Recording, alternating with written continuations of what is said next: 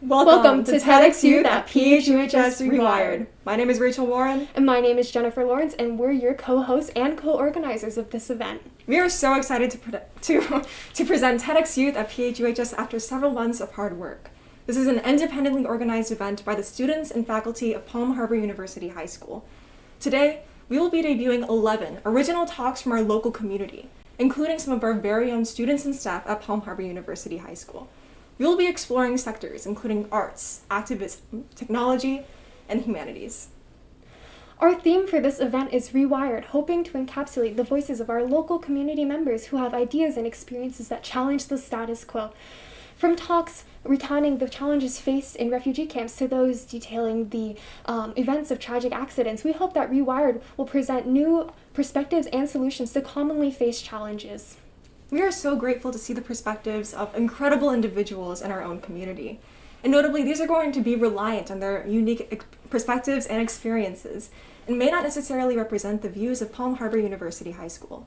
After we debut all 11 of our talks, we are going to be breaking out into our Zoom breakout sessions, where we will have the arts and humanities, health and activism, and technology breakout rooms. So all of our attendees here today, all of our speakers, and all of our organizers will have the opportunity to further discuss what it means to rewire our future. TEDxYouth specifically hopes to highlight the voices of the youth in our community, and so we hope that today our talks will really resonate with the youth who are growing up in such a complex world. Moreover, TEDxYouth is entirely put on by high schoolers, and so we would like to extend a humongous thank you to everyone who put in their hearts and souls to create this event. We would like to especially thank some members of our team, including two of our fantastic lead producers, Alex Cranius and Lucas McCamey. We are so grateful for all of the hard work and energy that they have put in over the past few months into video editing, into curation, and producing our theme and everything that we are working hard to rewire with. Thank you. And next, we'd like to extend a huge thank you to Victoria Lisi and Lily Ghazali for being two of our awesome curators who helped us find many of the people that you'll be seeing today. We're also grateful to Krish Oskanani and Ayush Pai. Krish is one of our social media editors and graphic design team members, and Ayush Pai is one of our fantastic video editors. And next we have Zeba Rios and Nick Silvestro. Zeba was one of our graphic designers who helped create one of the many of the beautiful graphics that you saw floating around our social media, while Nick was our theater wizard who helped us with everything relating to the technical aspect of actually recording these talks. And last but not least, we have our sponsor, Mr. Jonathan Theron. We are so grateful to Mr. Theron for all of the support and guidance that he has given us over this journey. TEDx could not happen without Mr. Theron, and we are so grateful to have him be a part of this experience. And finally, we have a list of all other contributors. We'd like to extend a huge thank you to Mr. Sean Clark and the District Film crew for helping us film the actual TEDx's, as well as to our administration, who has been incredibly supportive of our project. Moreover, we'd like to extend a thank you to our photographers, Katie, Kayla, and Fabiana, as well as to Mr. Robert Mungai, who helped us film Zena Kazendar's talk from California. Thank you to everybody who has helped us along this journey. We are so excited to present our very first talk of the afternoon by Mr. Scott Bradley. Mr. Bradley is our English teacher, and he's been teaching language and literature for the past 20 years at Palm Harbor High School. Today, we are honored to share his story, sharing the Grail, the changing face of the mentor.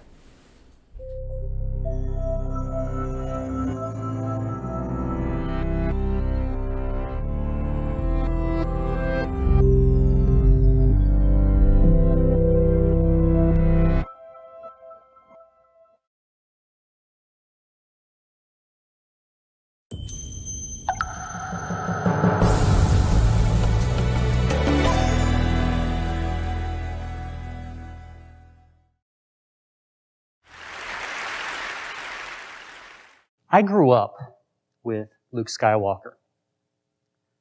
The very first film I saw in the theater was A New Hope, which we just called Star Wars in those more innocent times. It was, in fact, one of my very first memories. I was 5 years old, and I remember sitting next to my mom in the theater, watching Luke fly his X-Wing into the trench of the Death Star. And I remember one shot particularly, where we saw what he saw from his cockpit. The walls of the trench whizzing by amazingly fast and far too close for comfort. George Lucas gave me a way to see through the eyes of his hero in that moment. And that's a point of view that was continually expanded when my friends and I would get together to play Star Wars in our backyards. And we would all pretend to be our favorites. I had one friend who had a thing for Boba Fett, and this was long before Boba had ever actually done anything. One was Darth Vader. But me, I was always Luke, with a discarded broomstick painted light blue in my hands, roaming the galaxy at one with the Force. He was my first hero of legend, my first archetype, although, of course, I couldn't articulate that then. I watched him leave his home, face his trials, defeat his shadow, and save his father. And I saw him transformed into this legendary figure that he was destined to become. And then Luke went away for a while, for about 30 years, to be exact, besides a brief cameo as a newborn. But when he came back in 2015, I was pleased to meet him on more even ground, because you see, Luke Skywalker came back as a mentor while I was walking the path of one myself. Now, in the interim, I had become interested in comparative mythology and become an English teacher as well. And I had seen that any quest like Luke's is not about finding a literal grail or destroying an evil ring or even about saving the galaxy. It's always about growth, creative growth, spiritual growth, the triumph of selflessness over selfishness, about the attainment of wisdom. Mythologist Joseph Campbell called such a quest a heroic journey. And he said it was akin to walking a path through a darkened wood, one that must ultimately be walked alone. First, the hero needs a guide, a mentor to show the hero where the path might lie, where the pits and traps may be. Maybe provide a map or a talisman somewhere along the way. And Campbell also said this.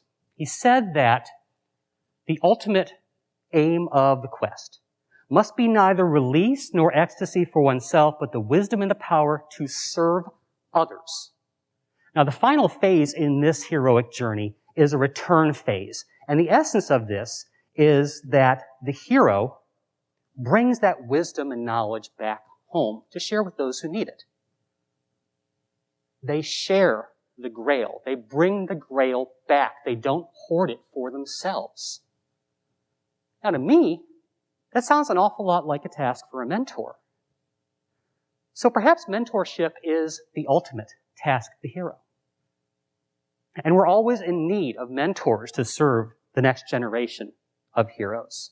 And I think that many people want to be mentors, but they're not quite sure where to start. I know that 20 years ago when I started teaching, I wasn't sure either. But a lot of the lessons that I needed to know, I learned through story. There's a lot to be said for the mentor of old, for Virgil and Merlin, all those dusty old wizards of yore. But they tended to be decidedly one note. They were authoritarian, kind of oracular know-it-alls. The modern mentor is a little more dynamic, a little more human, a little more fallible. And if we look at these characters, whether you call them mentors or role models or teachers, or what Campbell called them, sword masters, which is just an awesome title that I'm going to demand my students start to call me in class. And we look at the stories that they are drawn from, we can find ancient advice converted to more modern language. Now, I don't mean to imply that the only way to become a mentor is to become a teacher. Not at all. In fact, sometimes it gets in the way. All you need is a desire to share whatever your path has shown to you, not some degree or certification saying that you're a board-licensed mentor. So what can these stories tell us about what it is to be a mentor? Well, these are some lessons that I have learned, and I'm still learning, from the fictional mentors that have guided me along my own path. It is, to be sure, a highly personalized list, but I do think that there are some universal lessons that potential mentors can glean from this. Share our passions. Think about every mentor you've ever had. Which ones are the most memorable? Chances are at least one or two of them had a great deal of passion for the subject that they taught. Now, most teacher inspires students type of stories feature this type of mentor. So I'm going to go with Dead Poets Society's John Keating, my captain, who might be a very large reason as to why I'm a literature teacher. Now, if there's a mystery ingredient to this stew, and I'm not saying that there is, it might be this. Mr. Keating is invested in his passion for literature. And philosopher Alan Watts said that interesting people are interested. And I prefer to add invested to that as well, because Mr. Keating is all three. He is invested in his passion for literature, and as a result, his students are invested in their own passion for literature and in creativity and in their search for the truth. Passion is infectious, and it can be conveyed in 1,000 different ways, but its presence is undeniable. Know when to step aside. Now, this is a tough one for me because I like to think that I'm important. But there comes a time in any mentorship when it's the mentor's task to stop talking and step aside. Over the course of 7 novels, we watch Albus Dumbledore grow farther and farther away from his pupil, Harry Potter, much to Harry's rising concern. But this is by design. See, the old wizard knows that he's dying and that Harry must very soon stand on his own. It is a tenet of mentorship that every now and then our students need room to experiment, to create, destroy, succeed, fail, all on their own without the influence of the mentor. We should want our students to transcend us, not to join us. We are what they grow beyond. That is the true burden of all masters. This is my old friend Luke's last lesson from the ghost of his mentor, Yoda. At some point, our paths and our pupils' paths are going to diverge. Invariably. It must happen. And our task is to prepare our students for that moment by encouraging them to find their own way to blaze their own trail and find their own truths, not just retread the ones that we have shown to them. Authenticity. Lead by honest and genuine example and not solely by virtue of instruction. I recently reread Hermann Hesse's Siddhartha, a novel that I hadn't read since college, and I became reacquainted with a mentor that I had almost forgotten about. Vasudeva is a ferryman, great metaphor for a mentor, by the way, who is Siddhartha's ultimate mentor in the novel. He is described as old and childlike at the same time. He is honest, forthright, simple, and is never anything except what he is. We don't need anything special to be a mentor. We just need to be ourselves. Now, sometimes authenticity is as simple as saying, I don't know. Sometimes it's about being compassionate. But it's always about representing ourselves genuinely, flaws and all. Admit our failures. Even the greatest mentors have flaws. We are human after all. Consider To Kill a Mockingbird's Atticus Finch, who just might be the greatest mentor of all time. Watch out, Merlin. Yet even Atticus fails in his defense of the innocent Tom Robinson, while his children look on, horrified. But that failure is, in fact, the lesson being taught as our heroes, Scout and Jem, learn a pretty horrible truth about the town that they call home. We live in a culture that dreads failure. But growth does not happen in stagnancy. Growth requires the presence of risk. And when failure is a part of the lesson being taught, that should be dealt with directly and forthrightly. Obi-Wan Kenobi felt responsible for Luke's father, a former pupil of his, turning to evil. And this is something that he concealed from Luke for as long as he could, for his own reasons. As a possible consequence, when Luke is faced with the same situation and loses one of his students to darkness, his nephew, in fact, he responds by sending himself into exile, by cutting himself off from those who need him the most. Not a very mentor-like reaction. And I've often wondered what Luke's mentoring situation would have been like if Obi-Wan had been truthful with him about his father's fate. from the outset.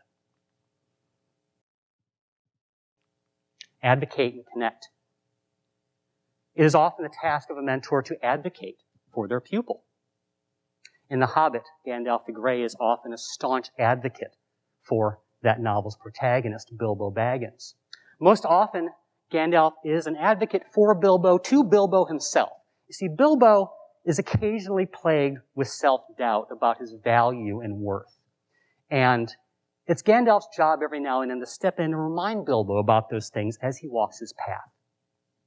Sometimes as heroes, we place obstacles in our own path as we travel. And when that happens, it's often the mentor's job to point at those obstacles and say, wait, look at what you did there. But to do all of these things, we must know our students. That's something that all the mentors on this list have in common. There's more and more pressure in the teaching business to be guided by statistics and data. But after 20 years of teaching, I can honestly say that knowing a student's test scores and reading levels is vastly inferior to knowing that they're tired today, to hearing them tell me that they liked the movie I recommended to them last week, to knowing that their grandma is in the hospital, to hearing that they finally understood that lesson I taught them 10 years ago, really, to knowing that they are frustrated, frightened, or hungry. Along the steps of my own path, I have played many roles. I've worn many different mantles, and to paraphrase E.B. White, not all of them have been a good fit. But the role of a mentor is one that I feel fits me well, and it is something that without which my own journey would be incomplete, like a partially drawn circle. But for all these fictional mentors that I've talked about today, Obi-Wan and Gandalf and all the rest, it was a very real mentor that led me to all them. My mom. The person who sat beside me all those years ago in 1977.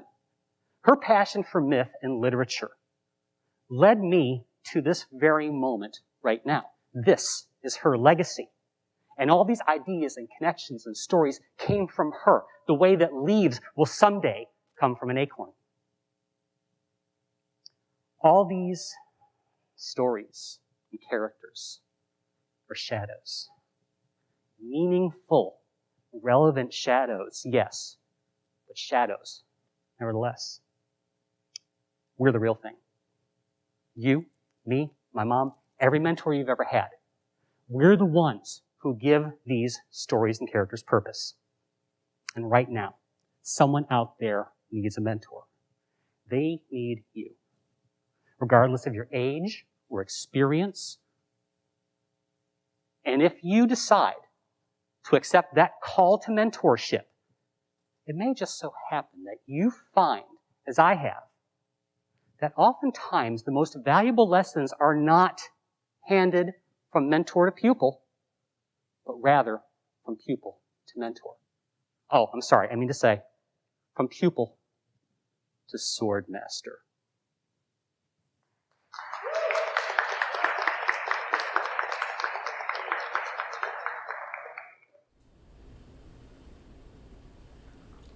Thank you so much, Mr. Bradley, for that incredible talk. A lot of us are navigating different identities as we're going into the future, not only being mentees, but mentors, and just thinking critically about the way that we interact with others and potentially foster their growth is so important. And next up, we have Mr. Mitch Techman, a Palm Harbor University High School alumni of the very first graduating class, as well as a local business owner of legendary tattoos and a tattoo artist. He hopes to share his story of how he came to learn his love for art in his talk entitled A Legendary Passion for Art.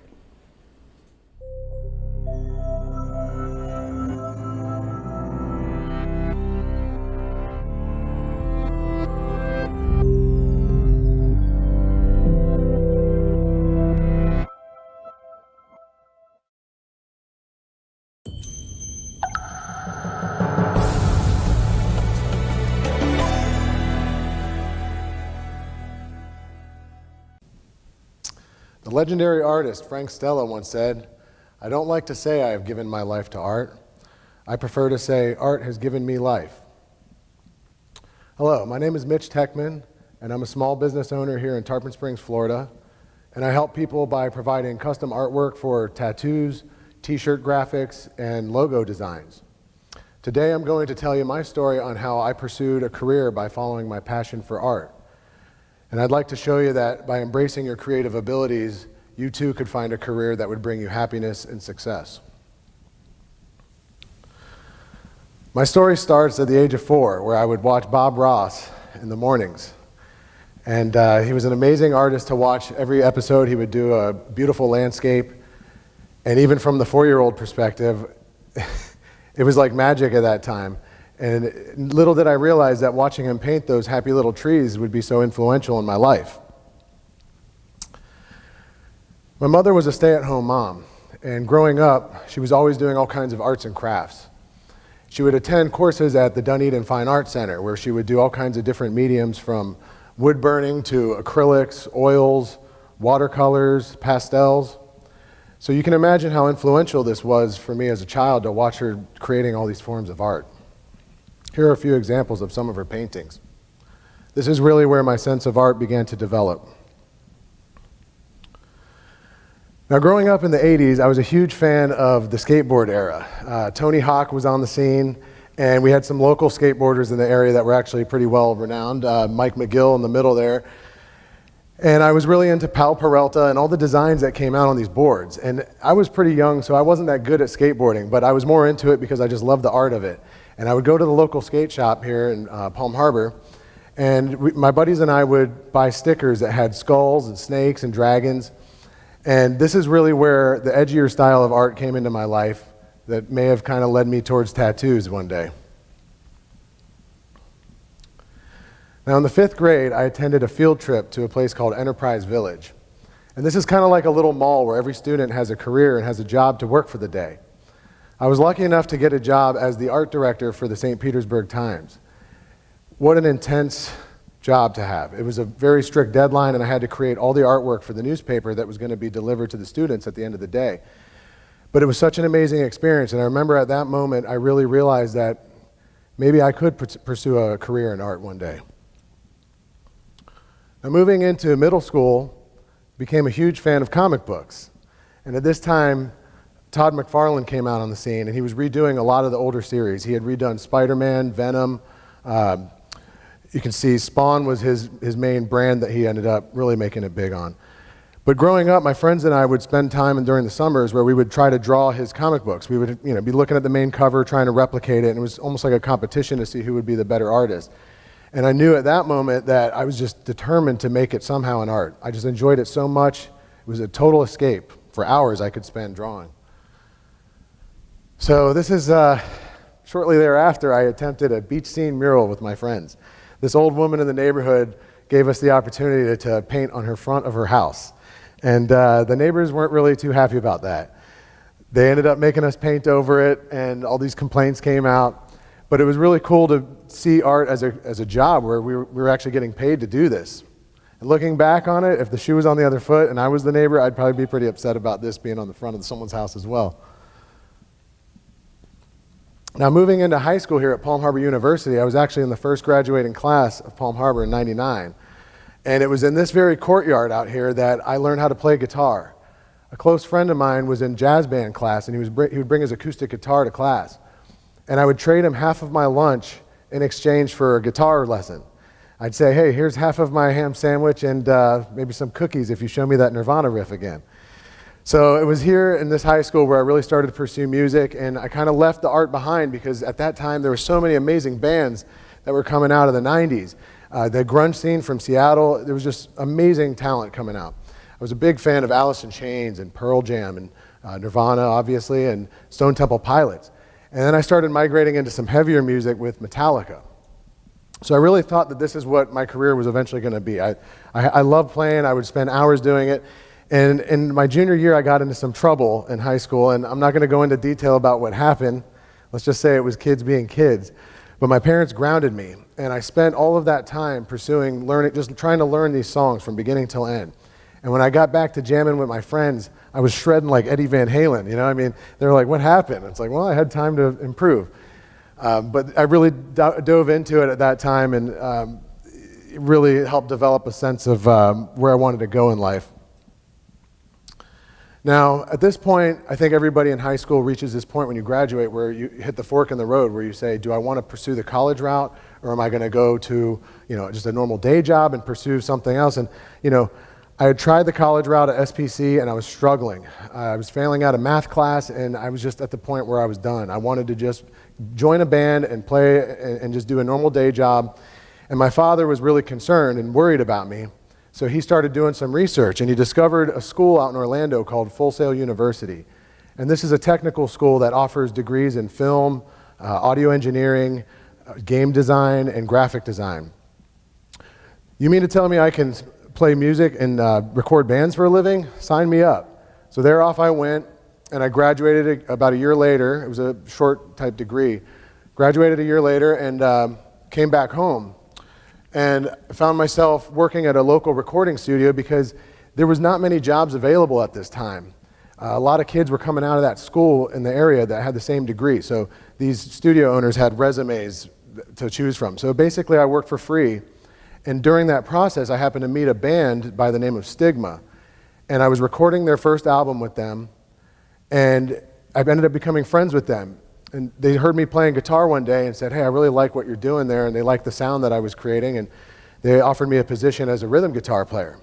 So I joined on with them. We traveled all around the local area playing at all these local venues. And we really thought we were going to make it. We won a few of the Battle of the Bands. And it was definitely an epic time in my life to look back on. And the unfortunate thing is that there wasn't much money in it. And so this is where I realized that to find a career, I was going to have to shift into something else to be able to make an honest living. Now this is where I reached a very important point in my life where I came home one day to visit my mom, and she was working on fake skin, practicing hair strokes for eyebrows, and she was taking a course to become a permanent makeup technician. And I was amazed by it, and I said, would you mind if I tried that out? I just want to run some lines on it. And I started tattooing away. It was very similar to tattooing, the way the machine was set up. And the light bulb went off, and I thought to myself, maybe this is it. Maybe this is something I could do during the day to make money, and then I could still do the band at night. Now, around this time, coincidentally, about 2 months after this happened, I met a local tattoo artist. He had actually just moved down from Detroit, and he was working at a local shop here. And I met him when I was standing on stage tuning my guitar, actually. He came up to me and immediately thought he was a cool guy. He was all covered in tattoos. I became friends with this guy, and I started watching him work at his shop. And I started getting tattooed myself, where I was like, this guy is definitely the best in the area. And I kind of begged the guy for an apprenticeship. I said, I really want to learn this art. And I was already practicing on the stuff that my mom had, and he saw the potential, and he took me under his wing. So I worked with Joey over the course of about 5 years, and then we parted ways, and I had hopped around from shop to shop, learning from every artist that I was around. And I just looked at it like, I'm going to soak up as much knowledge as I can so that one day I can open up my own studio. So in 2009, I started my own tattoo shop here in Tarpon Springs, and it started out as a one-man show where I would have to juggle answering the phones, and pretty much it was crazy to have to do that many things at once, but eventually it grew, and I hired a manager, and we have now 3 artists and a full-time piercer, and we have 2 apprentices. And this is where things kind of came full circle. It's almost 20 years later now, I find myself in the position that Joey was, where I'm teaching the younger generations how to have a good career in art. And it feels good to be able to give back to the world, It's a pretty emotional thing here. So about 5 years into owning the tattoo shop, I started trying different forms of art. And I was promoting the shop by creating different images with our brand on it, and I'd give them away to clients. And I had some cheap equipment that I started this out in my garage. And it started out as a small deal, and over time slowly grew to where now we have a full-service art studio where we do screen printing, embroidery, and graphic design. And these are just more ways that I'm able to give my art back to the world and at the same time feed my family and have a really good career.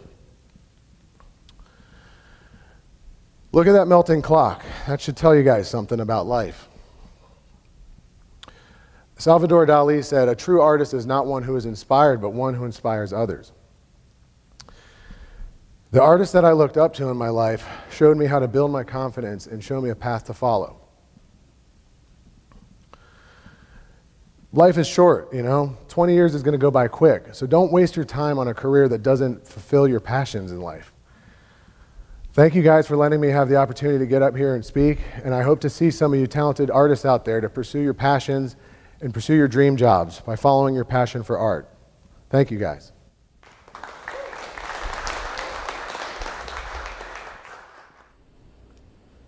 Thank you, Mr. Techman, for sharing your story. I know your wonderful words about pursuing your passion even down unconventional roads will resonate with many high schoolers like myself and Rachel, especially for those of us who are at a crossroads in our lives where we have to choose who we want to be and what we want to do in the future. Our next talk is going to be from our very first health sector, and it's going to be from Melissa Cranius, who is a local healthcare manager. Ms. Cranius suffered a traumatic brain injury as a teenager, and her story is going to be one of courage and resilience. Here is her talk, Finding Your Inner Strength.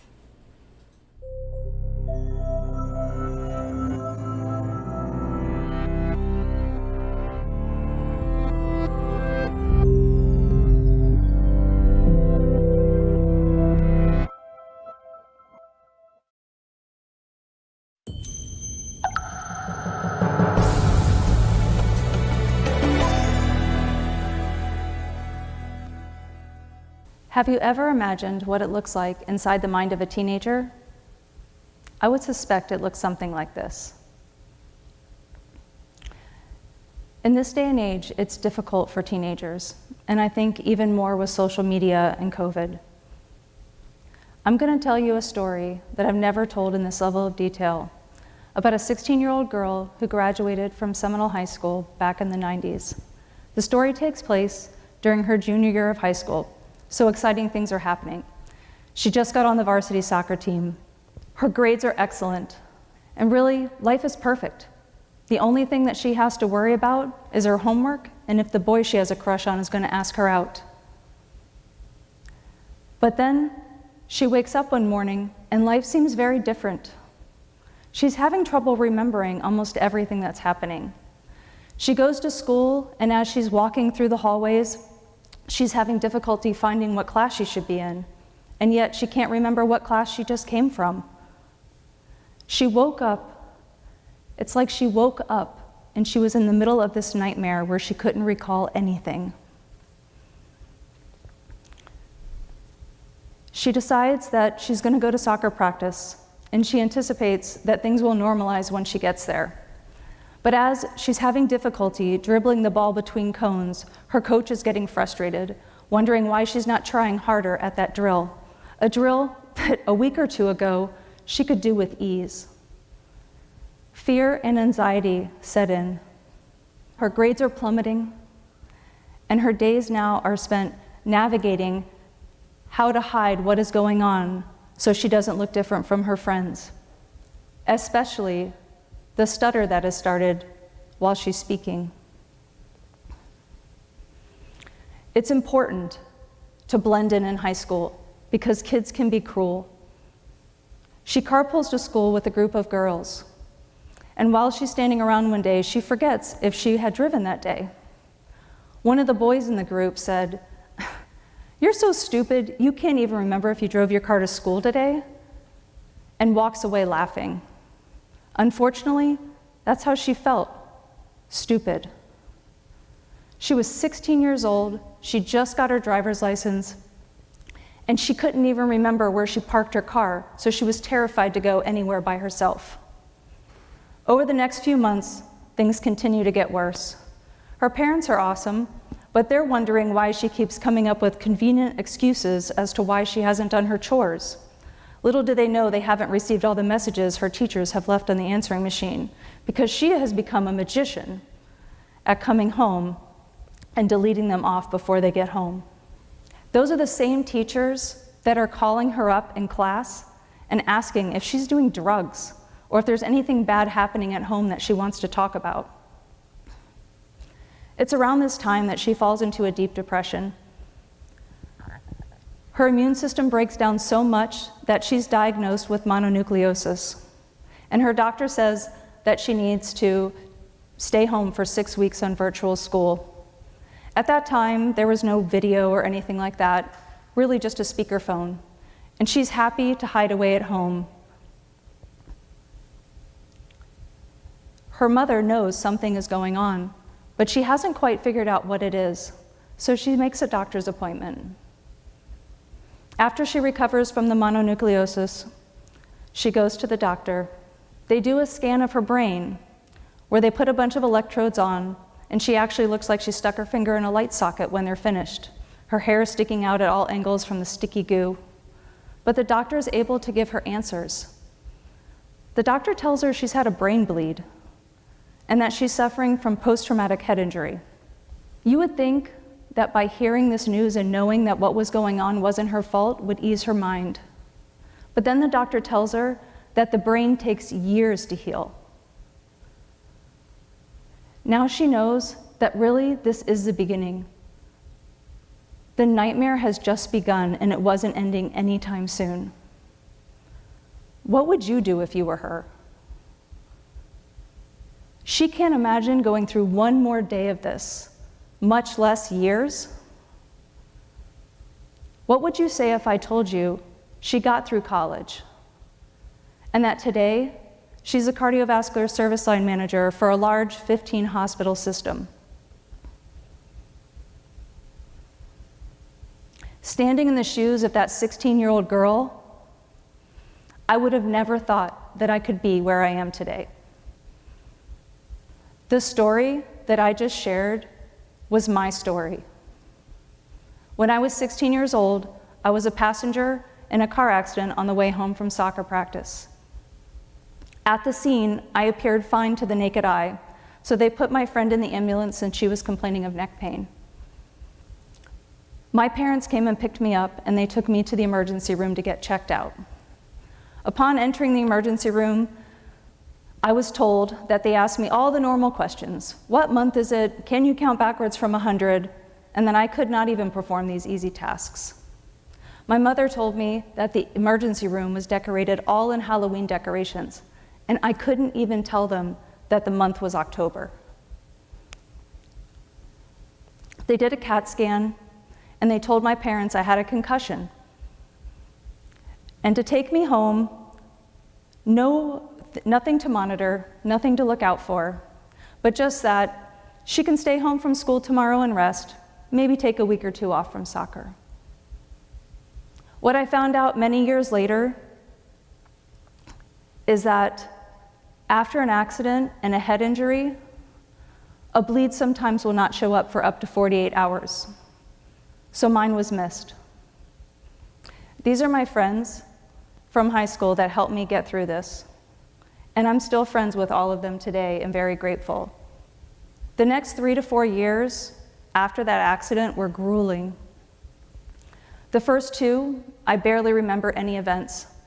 What I do remember is how alone I felt and how fun it looked like what everybody else was having. You know, it's supposed to be the best years of your life, high school. I was so angry and I felt so isolated from my friends. I kept wondering, why had this happened to me? It seemed so unfair. And then I was so guilty because I was so angry. So many other people suffer much worse injuries when they have accidents. But I was able to move on from here. And I started going through the stages of grief. I decided to go to college in Tennessee to get away from it all, a fresh start. But I'm here to tell you, whatever issues you have, they follow you wherever you go. I did, however, meet the first love of my life that helped me through much of this time. Once I hit the acceptance stage, I started investigating what had happened to me, trying to understand it better. What do I need to do to get past this? And I became fascinated by the medical field. I was blessed to be accepted into the cardiovascular technology program at Santa Fe Community College, and I graduated when I was 21 into a career that I absolutely fell in love with. I'm still extremely passionate about this today. I worked hard in the hospital, moving up to the position that I'm in now, and I think being in this accident made me more empathetic and compassionate for people. I learned to listen more. and talk less. I learned that you never know what is going on with somebody around you. You have no idea. So above all else, be kind. I think teenagers, more than any other age group, are stereotyped into this, oh, they're just moody. Teenagers are the greatest keepers of feelings and secrets. And now with Instagram and Snapchat, everybody's lives look so great, when I know many people are probably struggling on the inside. You don't have to experience what I experienced to feel overwhelmed or hopeless or depressed. If you're feeling this way, talk to someone. It doesn't have to be a best friend. If you're feeling like things aren't getting better, talk to somebody else. It took me years to find a counselor that I finally connected with that helped me realize that I had this huge fear of failure. And she also helped me realize my strengths. I have the luxury of looking in the rearview mirror at this point. I never would have imagined all the joy that I would have in my life, that I would be able to become a mother to 2 amazing children, that I would have a career where I learn new things every single day. I've seen beautiful places, and I've made amazing memories with friends and family. Things will get better. Nothing ever goes on the timeline that you would expect it to. That car accident was the worst and the best event of my life. I would not wish it on my worst enemy. But what it did do is it let me realize how strong I was. I had no idea the strength that I had. That persistence pays off. That out of failure and mistakes comes learning and improvement. One of my most favorite recent quotes that I heard a childhood friend say is, "No one gets to the top of a mountain by being gently lowered from the clouds." You will do amazing things, and you do not know when you're 16 years young what that means. It will take hard work, it will take persistence, and it will take caring for people. But it will be worth it. If anything that I have said resonates with you today, know that if I can do it, you can do it. For many years, I didn't feel normal. This is actually a birthday card I got for one of my best friends that you saw in that earlier picture that I grew up with. There are people that are there for you, even though you don't feel it at the time. They are there for you. My final message would be, hold your friends and family close to your heart and share what you are feeling. I went through some dark times, and I thought things could not get better, but they did. They did get better. And if someone is listening to this is feeling the same way, one day you will wake up, maybe not on the timeline you would like, but you will wake up and you will feel better, and you will have a beautiful life too. Thank you.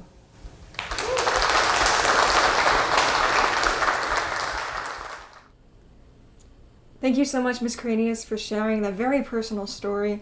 We often forget that the people around us have very life-affecting events going on, and to really appreciate the challenges that we are all going through and reaching out with empathy is just so important as we're navigating towards the future. Next up, we have Dr. Marvin Andujar, a professor at the University of South Florida with a specialization in computer science, and in particular, brain-computer interfaces. He also has a particularly niche hobby of drone racing, and will be combining the two in his talk entitled Brain Drone Racing.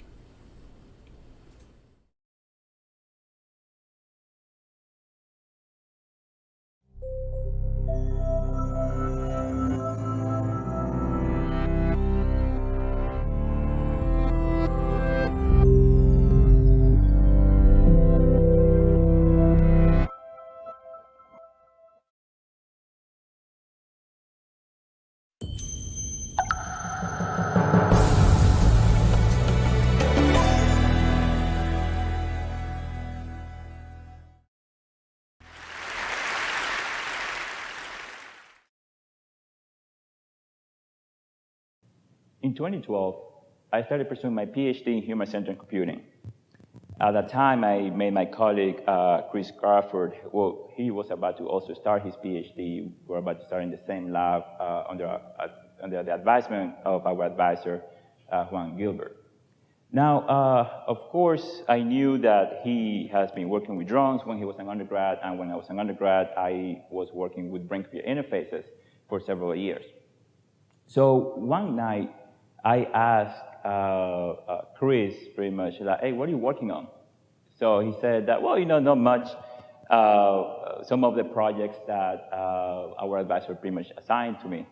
Okay, so I heard that you have been working with drones before. So yeah, I worked with some drones, physical drones, and some simulation, more from the very traditional robotic side of things.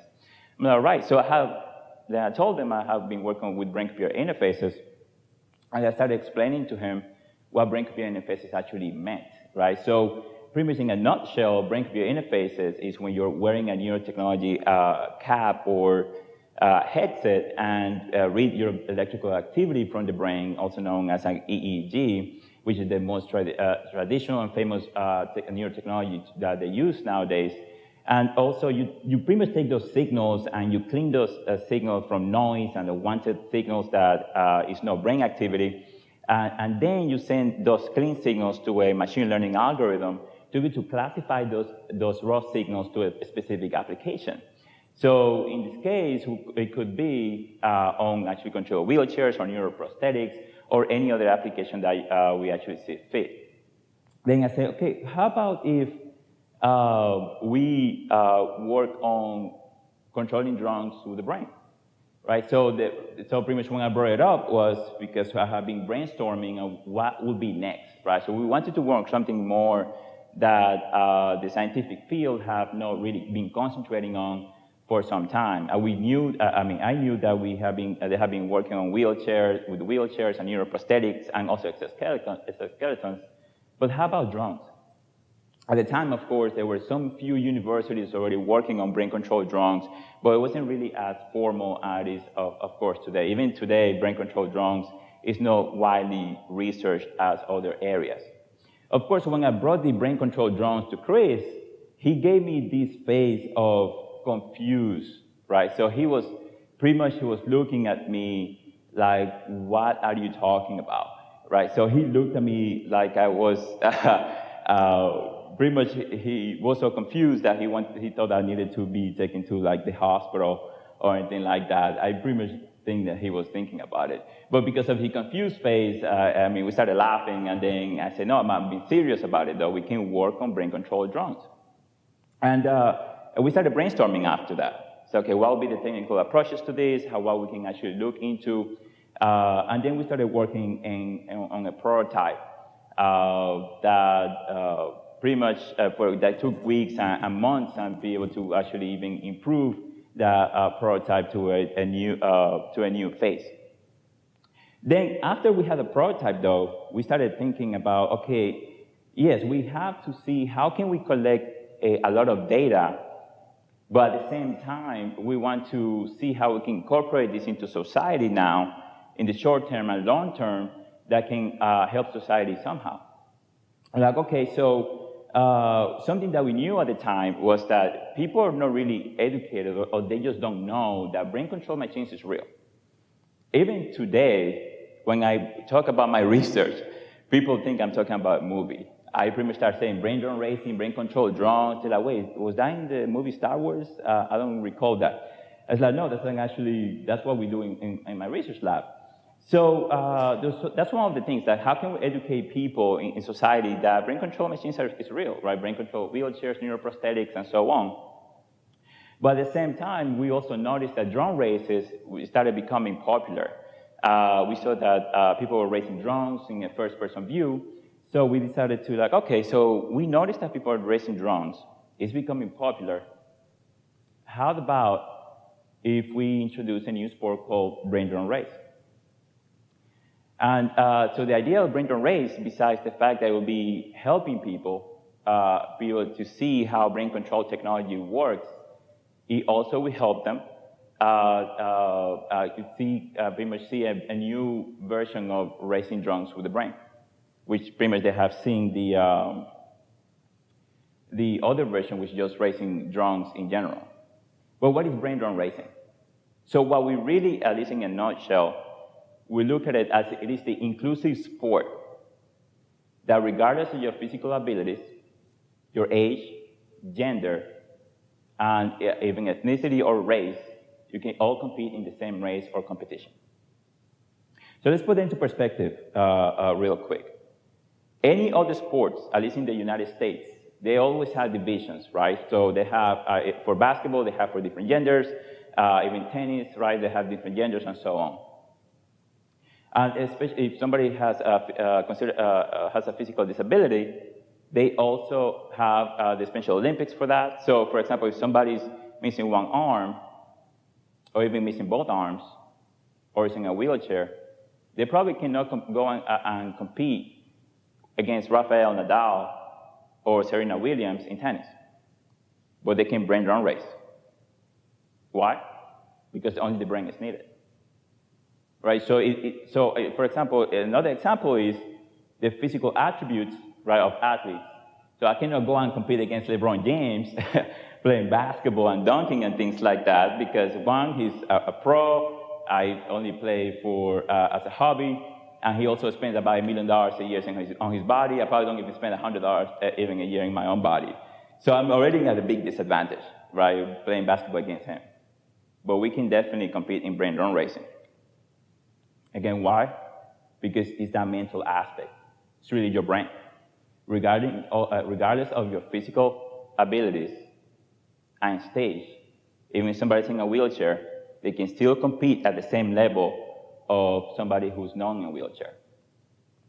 Regardless of gender, right? So this is actually, again, it's the inclusive sport that allows different genders compete because, again, only the brain is needed. There's no need to have one competition just for men or women and so on. This is what allows us to, that's what the idea of neurosports, of competing, just using your brain to be able to compete in a sport, allows that inclusivity. So you can think about brain drone racing as how bringing science fiction to real life, right? So when we think about controlling drones with your brain, you're thinking about the Force from Star Wars. If you're a big fan of Star Wars, you start thinking how Jedi start using their hands, and pretty much it's more mental, right? You need to be relaxed and be able to be concentrated and be able to use the Force. Similar to brain drone racing, you need to be relaxed. You need to be able to concentrate for a long period of time. And so the person who concentrates for a longer time can actually race the drone even faster. And the idea of brain drone racing, just like any other race, is going from point A to point B at the fastest time. And the way you do that, when it comes to brain drone racing, it's not necessarily who is faster in terms of actually driving a car, like right with a wheel or a joystick. It's really more for how long can you concentrate and how much. Are you relaxed? If you're feeling stressed or anxious during the race, that definitely puts you in a disadvantage, which helps you also possibly even train your mental state. If you do some meditation already, that can actually put you in an advantage against somebody who doesn't do any meditation. That's the idea of brain drone racing as well. So how does this work? How can you control a drone with your brain? At least in a nutshell, like I mentioned before, about how we take those signals and then we use algorithms to clean them up and classify them. We also, the idea of brain drone racing is you also need to create a profile. Why do we need to create a profile? Well, each of our brain activity is unique. So if you try to use my profile to control a drone, you won't be able to, because your brain activity is unique and it's different from mine. Even if we're related, right? So you can be my sibling or even my parents, they will be able to use my profile and vice versa. Once you create that profile, then we do two basic steps, at least at the minimum. The first one is the calibration phase, which is the baseline, where you just close your eyes and relax. I don't think about anything at all. So it's like similar to meditation, right? So you just sit there, relax, don't think about anything, and don't concentrate about any other task. During that process, we're training the machine to be able to recognize your brain patterns when you're not thinking about anything at all. The second phase is when you're actually imagining a movement and mapping that to a specific task. So if you want the drone to move forward, you imagine a specific movement. For example, so if I want the drone to move forward, then I start imagining my left hand opening and closing. If I want the drone to move backwards, I have my right hand opening and closing. Right, so we're training the machine to be able to recognize my brain patterns when I'm imagining the movement of my left hand and also the movement of my right hand. At the same time, we were also training humans to imagine a movement. So we don't imagine to walk, we just walk, right? So I always ask, like how many of you actually go home and open and close a door with your brain? Nobody does that, right? So you just open and close the door with your own hand. So eventually we'll be able to do that with brain-computer interfaces. So when it comes to brain-drone racing, there are two parts of it. It's, of course, racing physical drones. And the other side of things is also the brain e-racing, which is we consider the esports version of it. So now we come up with a simulation is because there's a lot of regulations when into flying drones. We cannot just fly them everywhere. We probably cannot fly them close to schools unless there's special permission. We cannot fly them close to airports. And even flying them inside the building could be problematic because depending on the size of the drone, right? You don't want to just go and break anything. Or even worse, giving a brand new haircut to somebody using the drone propellers. That would definitely be scary. So now with the simulation, you can have a similar experience where you go to the same exact training. The difference is instead of controlling a physical drone, you're controlling a virtual drone. It allows you to train anywhere without worrying about any regulation. And at the same time, you can actually keep training your attention and your imaginary movements. So I would like to add that, say it again, this is an inclusive sport. And the great Nelson Mandela said that sport can create hope where once there was only despair. It is more powerful than government in breaking down racial barriers. It laughs in the face of all types of discrimination.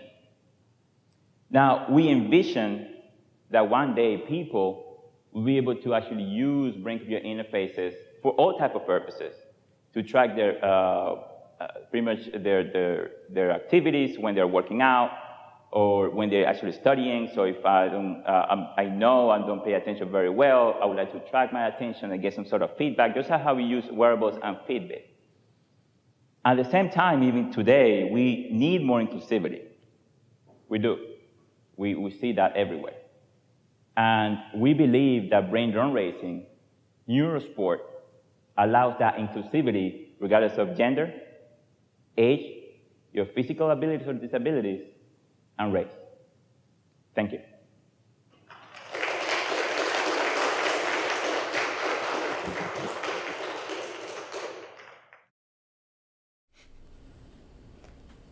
Thank you, Dr. Andujar, for sharing your experience with brain-drone racing. It's incredible to see the strides that technology has made in the past decade, and your story especially was captivating. We hope to see you and your inventions on the news in the near future. And I think it's so cool that Dr. Andujar is from our local community at USF and creating innovations at the global scale. And it's just so awesome to see what the people around us are doing. Our next talk is also from a USF student named Mr. John Hibbs. Mr. Hibbs is immunocompromised and has experienced this pandemic in a way that's a little bit different from other people, including Jennifer and I. Today, we are proud to share his story entitled Radical Empathy.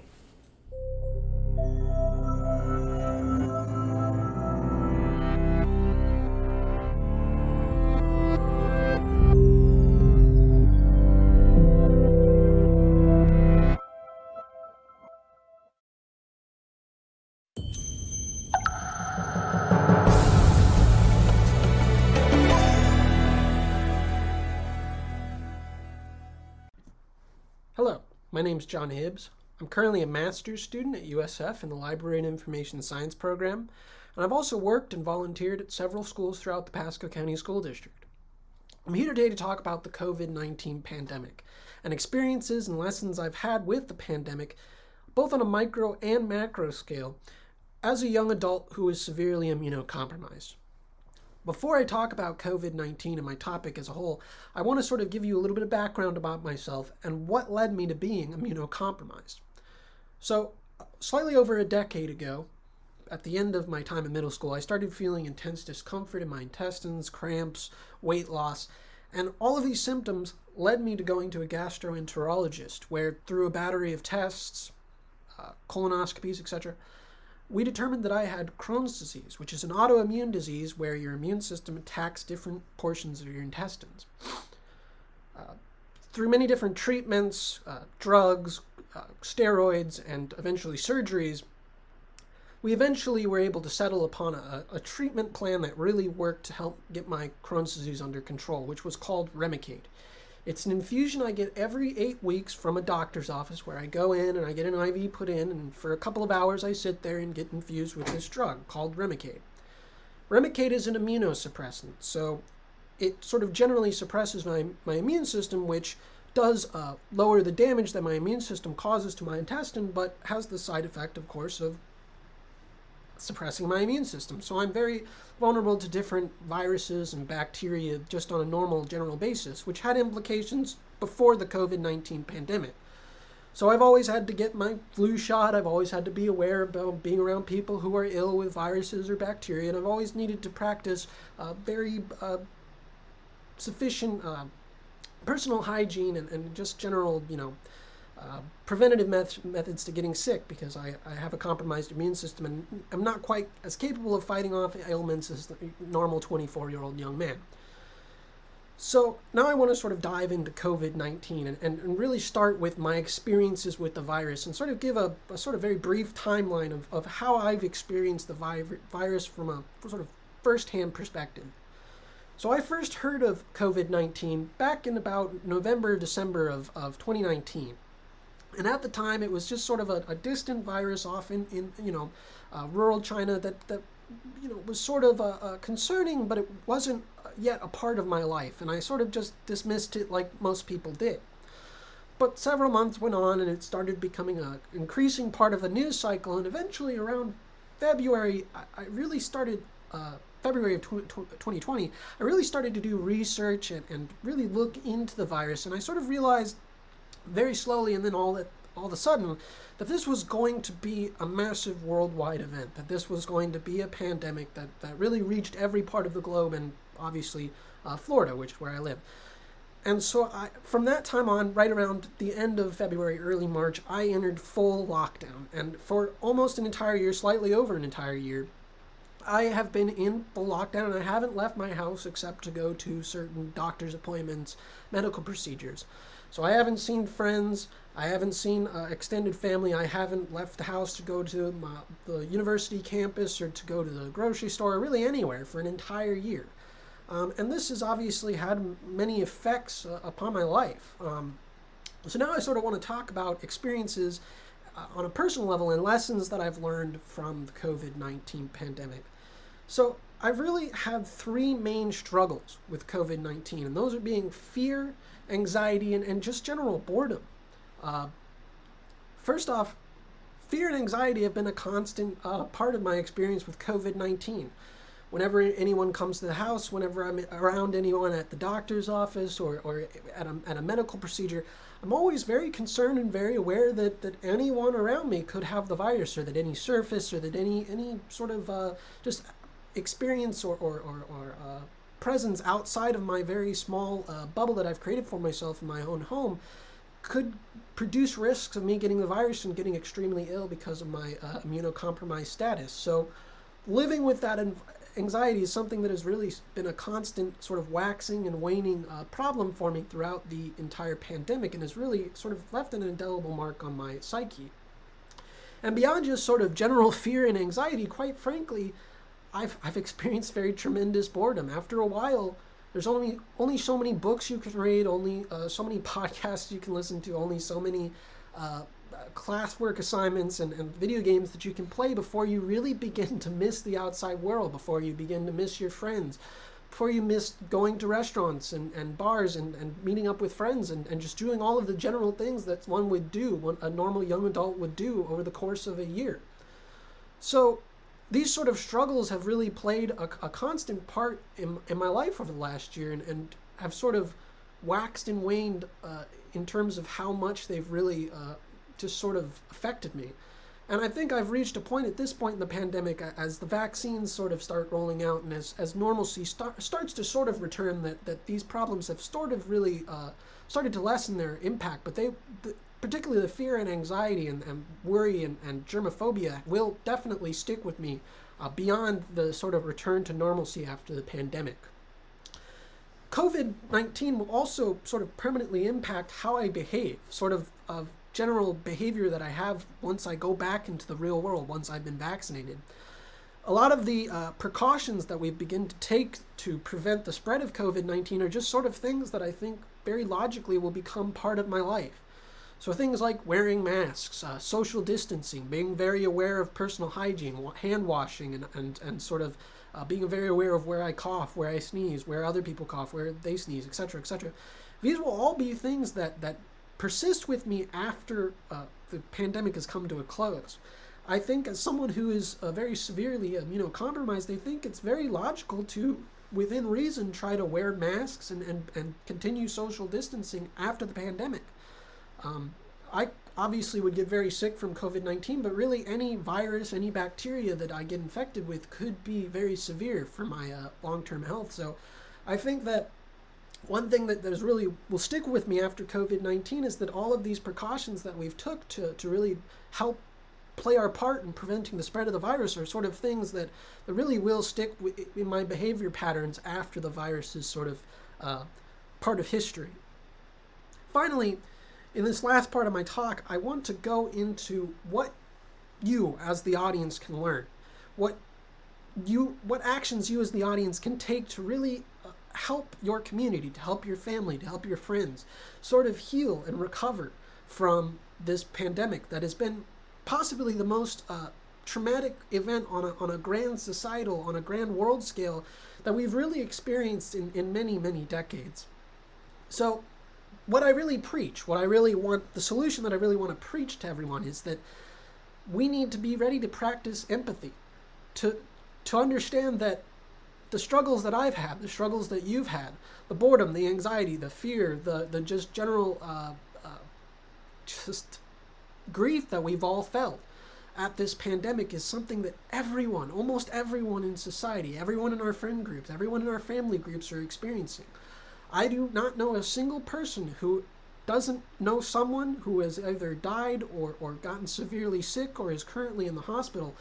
Everyone in society has been in some way personally touched by this pandemic, and we need to be aware of that, and we need to be empathetic, and we need to be ready to reach out to our friends, to reach out to acquaintances, to reach out to coworkers, to everyone in our lives, and practice radical empathy. We are not isolated people. We are all part of a society, and I think the most effective tool that we have as members of a society, as members of a community, as members of a friend group, as a family group is our empathy, is our ability to see that we've experienced struggle and understand that everyone else in our groups have experienced these struggles. We've all experienced human loss. We've all experienced the struggle of personal isolation. We've all experienced economic hardship. And so if we're able to reach out to others, if we're able to lend them an ear, lend them aid, lend them material aid, lend them just a helpful hand, these are sort of steps that we can take as individuals to really start a process of healing for ourselves and for the people in our lives. I really, really, really preach that we're just very understanding, that we are willing to view other people as experiencing the same things that we've experienced during this pandemic, and that we're willing to really go outside of our comfort zones, to go outside of our normal day-to-day behavior and really just reach out a hand to our fellow human beings. And I know that this may seem like a very simple solution, and I'm not here to really discuss grander solutions, healthcare solutions, health policy solutions to prevent further pandemics. But really, all I'm here today to discuss is that we, as individuals, can really indelibly impact the lives of our friends, of our family, of our community members by just being empathetic human beings. And so to sort of wrap up, that is what I really want to impart to the audience. I really want you, as an audience member, to reach out to someone in your life and just give them a helpful ear. Give them physical help, give them emotional help, give them material help, and really just slowly help the world, the community, our state, our country to heal. Thank you. Thank you so much, Mr. Hibbs, for sharing your perspective on the pandemic. I think a lot of us tend to focus on our own experiences and our own losses, that we forget how it is for people who are at risk. It's an incredible privilege to hear the stories of those who tend to be marginalized by this pandemic, and we appreciate you immensely, Mr. Hibbs, for coming out to tell us this story. Next up, we have Zina Kazandar, a Palm Harbor University alumni of the class of 2019 and a current student at Stanford University. She hopes to help refugee healthcare in the future through her research. She'll be presenting to us virtually from Stanford her talk, A New Lens on Positive Deviance, Finding Uniquely Successful Situations in Refugee Healthcare.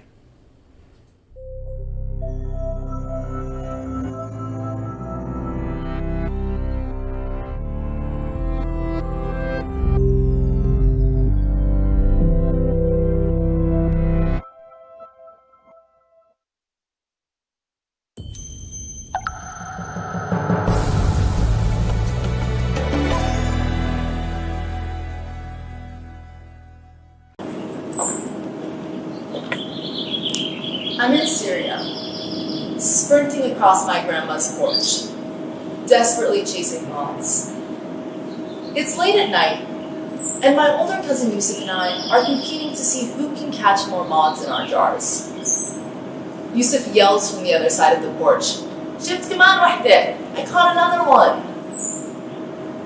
My eyebrows furrow as I try to come up with strategies to finally catch more moths than Yusuf.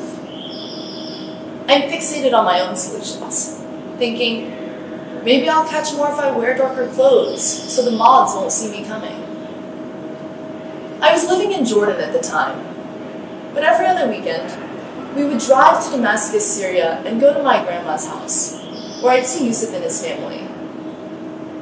I spent every dinner planning my next strategy for how I'd finally beat him in our nightly competition. But no matter how hard I tried, Yusuf would catch triple as many moths as I did. But I remember this one evening, after dinner, when I saw Yusuf slip something into his pocket before walking out onto the porch. I peeked my head out and saw that his jar was lit up by a lighter. I went back in and rummaged through my grandma's drawers until I found the lighter that I could use, and I carefully placed it into my jar.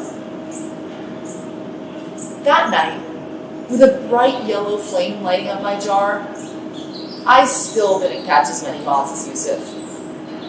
And maybe it was because he was older than me or more experienced, but over time, I caught more and more, and eventually did successfully catch more moths than my older cousin.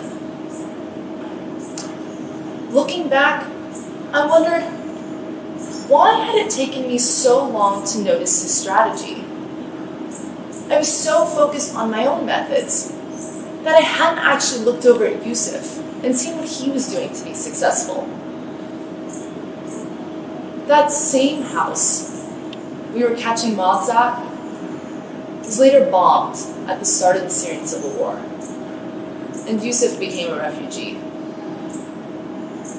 As I got older, I became really interested in refugee healthcare, an intensely complex problem. And I began to realize that when most people approach problem solving, they're fixated on finding their own solutions. So what I'm going to talk about today is this simple idea of learning from other people's solutions, called positive deviance. Positive deviance is this phenomenon where you look at different people that have access to the same resources and are struggling with the same problem, and you find the person that is more successful than the others. This uniquely successful person is called the positive deviant. And finding the positive deviant gives us a chance to learn from them and ask, what are they doing differently to be successful? Monique Sternin, a positive deviance researcher, has directly shown that finding the positive deviant is effective when you don't have access to a lot of resources. Sternin was in a small village in Vietnam where almost 70% of the children were malnourished, many of them at risk of dying. So Sternin looked for the positive deviance.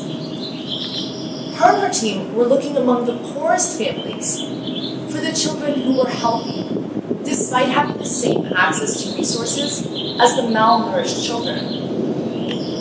After gathering information and data on all the families of the healthy children versus the malnourished children, she found some clear differences. Healthy children would eat tiny shrimp and crab from the river mixed with sweet potato leaves, highly nutritious foods that were easy to access in the village. The behaviors they found in healthy children were simple and easy to apply to the malnourished children. Because positive deviance uses locally resourced solutions with no need to come in from the top down and input new resources. Using the solutions they found from the healthy children, Sternin and her team were able to reduce child malnutrition in the village by 74%. I was so impressed by how something as simple as observing others and learning from them could save lives. I saw a lot of studies in life studies that applied positive deviance in low-resource settings. But I noticed these studies were being done on an individual level, meaning through person-to-person comparisons, like healthy child to malnourished child. I wondered if positive deviance could be applied on a system level, specifically on a refugee healthcare system level. Positive deviance gives us a new way to go about problem solving. There's this global system-level problem of refugee camps being overcrowded and not having enough healthcare resources. You could approach this problem by adding more resources. But it's difficult to sustain continuously adding more resources to every refugee camp.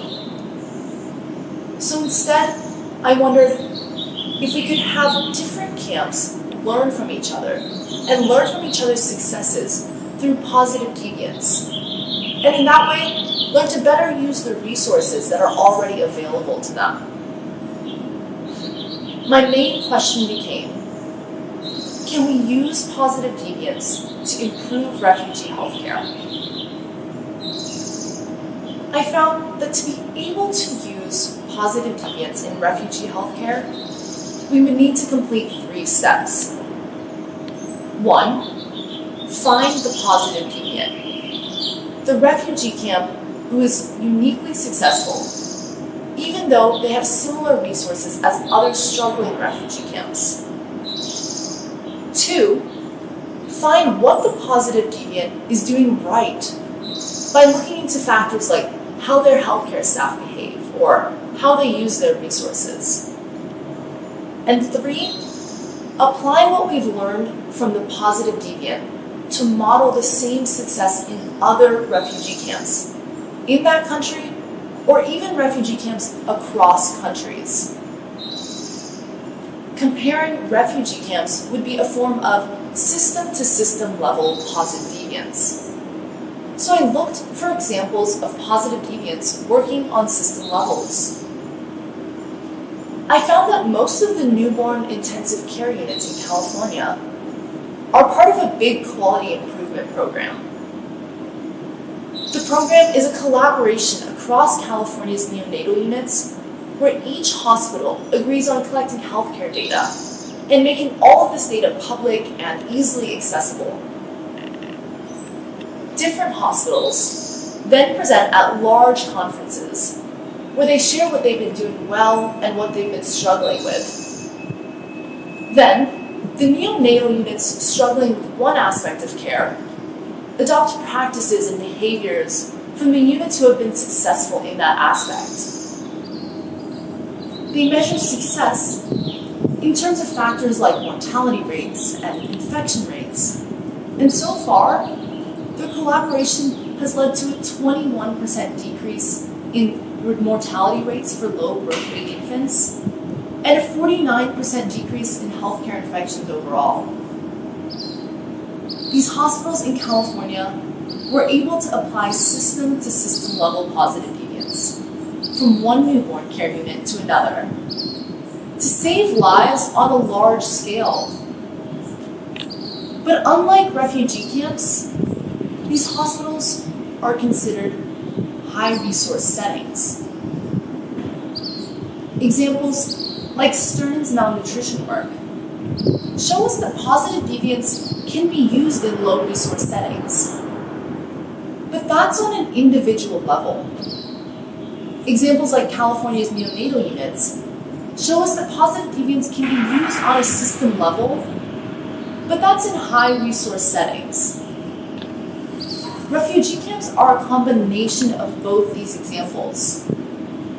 Applying positive deviance to refugee healthcare would be system level in low-resource settings.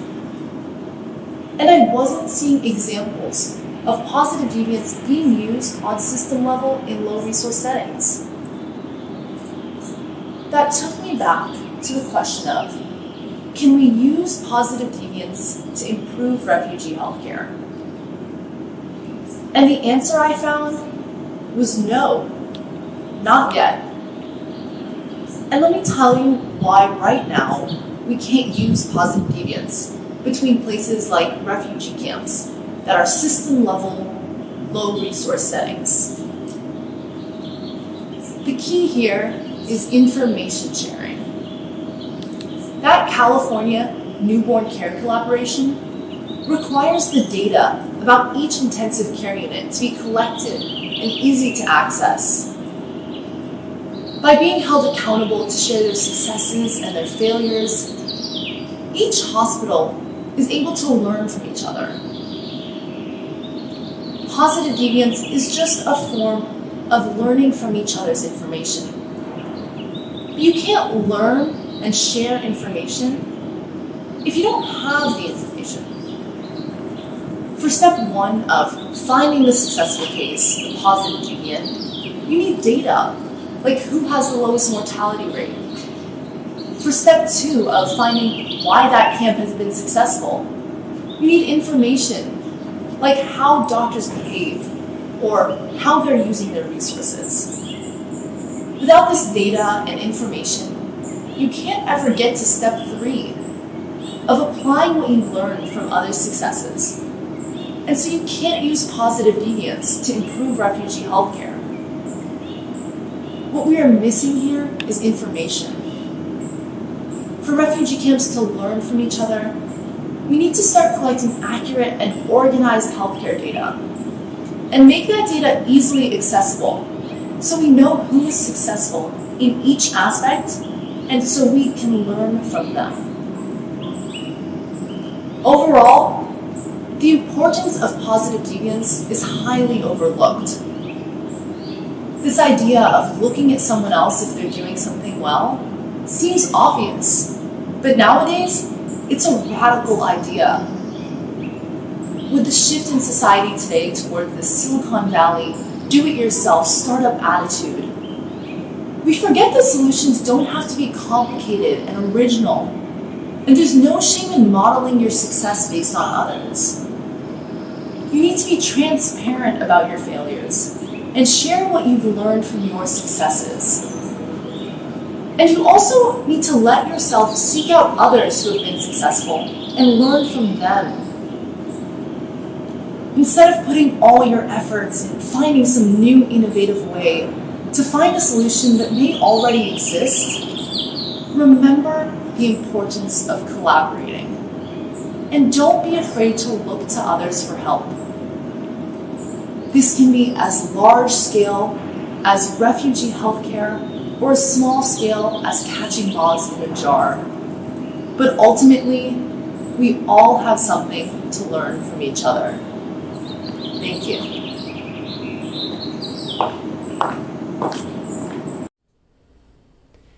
Thank you, Zena, for sharing a talk that is so personal to your own story. It is evident that clear communication and collaborations between not only people but also institutions is important when working towards solutions for these kind of global issues. Again, thank you to Zena and Mr. Mungai for putting together this TED Talk all the way from California for us. We are so proud of our alumni who are exiting Palm Harbor University High School and making lasting change in the communities that they join. Up next, we do have our 15-minute intermission, and at the conclusion of that 15 minutes, we hope to see you again for our next talk, who will be Anisha Abraham.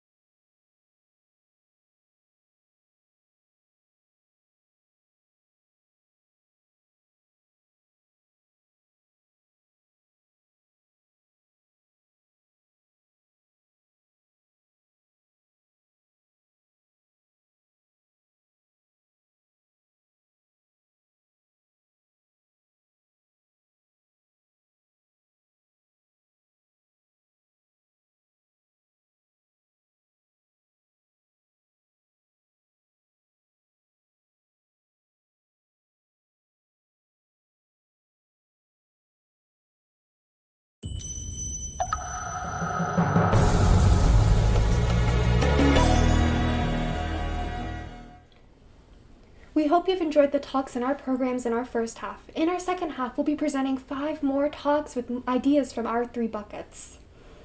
Our next speaker is a student speaker named Anisha Abraham. She's a senior at Palm Harbor University High School who founded Pink Power, a project designed to advocate for women's health. We're very proud of Anisha and super excited to share her talk today entitled How Grind Culture is Killing Us.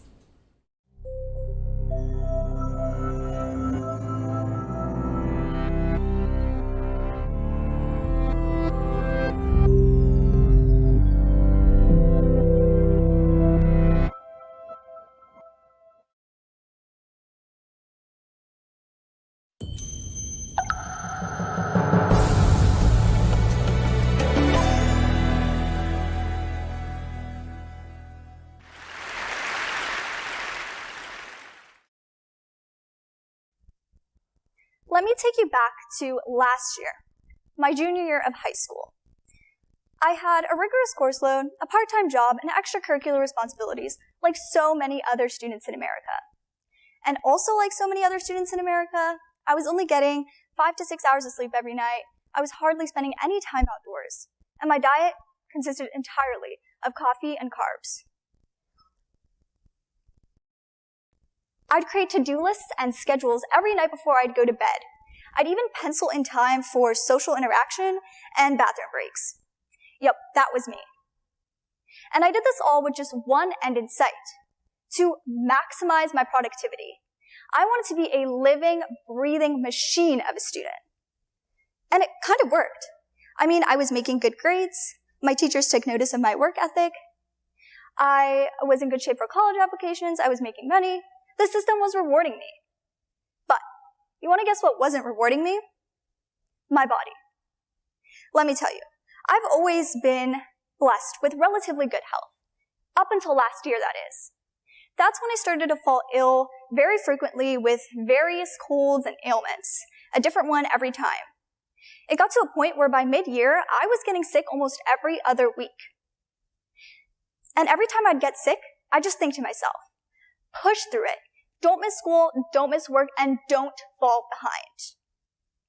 And once I recover, I'd start up my bad habits again. Little sleep, poor nutrition, no fresh air, and my days planned to the minute. I mean, at a certain point, I realized I was leading an unhealthy lifestyle, one that left me especially vulnerable to disease. But I viewed it as a necessary trade-off to success. And I know this isn't a mentality limited to myself. We often view our bodies as just a vessel to get us from point A to point B, as an obstacle that we need to put up with in order to reach peak efficiency. Now, at the time, I did sort of a cost-benefit analysis, very objectively evaluating the value of my health. I mean, was it really such a problem to continue living the way I had been, not prioritizing my physical or mental well-being? Well, let's take a look. On the one hand, sure, I'm losing free time and I'm getting sick a lot. But the benefits? By putting my health on the back burner, I'm able to focus more time on schoolwork. I'm able to balance clubs, a job, extracurriculars. And perhaps most importantly, I am successful in the eyes of others. My mentors, teachers, parents, even LinkedIn connections. The whole world was validating my accomplishments that I thought were only possible through this unhealthy lifestyle that I was leading. Now, why would I quit doing something if it was getting me the results I wanted? If it was earning me respect from people that I also respect? If the benefits outweighed the costs, as it seemed to do in this case? The answer is, I wouldn't quit. I'd continue living the way I had been. And my situation last year is just a snapshot of a larger issue. Our culture has stopped prioritizing health. In today's post-industrial world, we are rewarded for hyperproductivity at the expense of our physical and mental well-being. We tend to fetishize the grind, or the hustle as it's called. And that's why we see things like rising workaholism in the United States, phenomena that are inextricably linked to American society and American culture.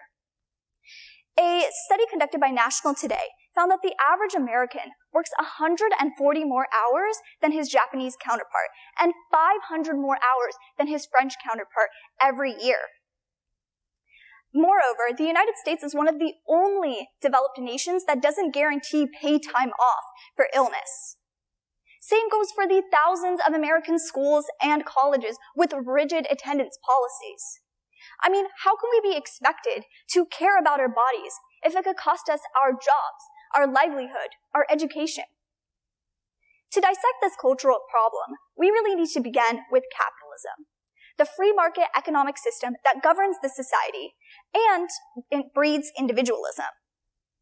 Under a capitalist system, productivity is the principal driving force of economic growth and an improved standard of living.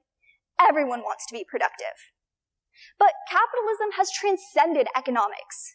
It's injected itself into the social fabric of the United States. It tells us to be productive to an extreme.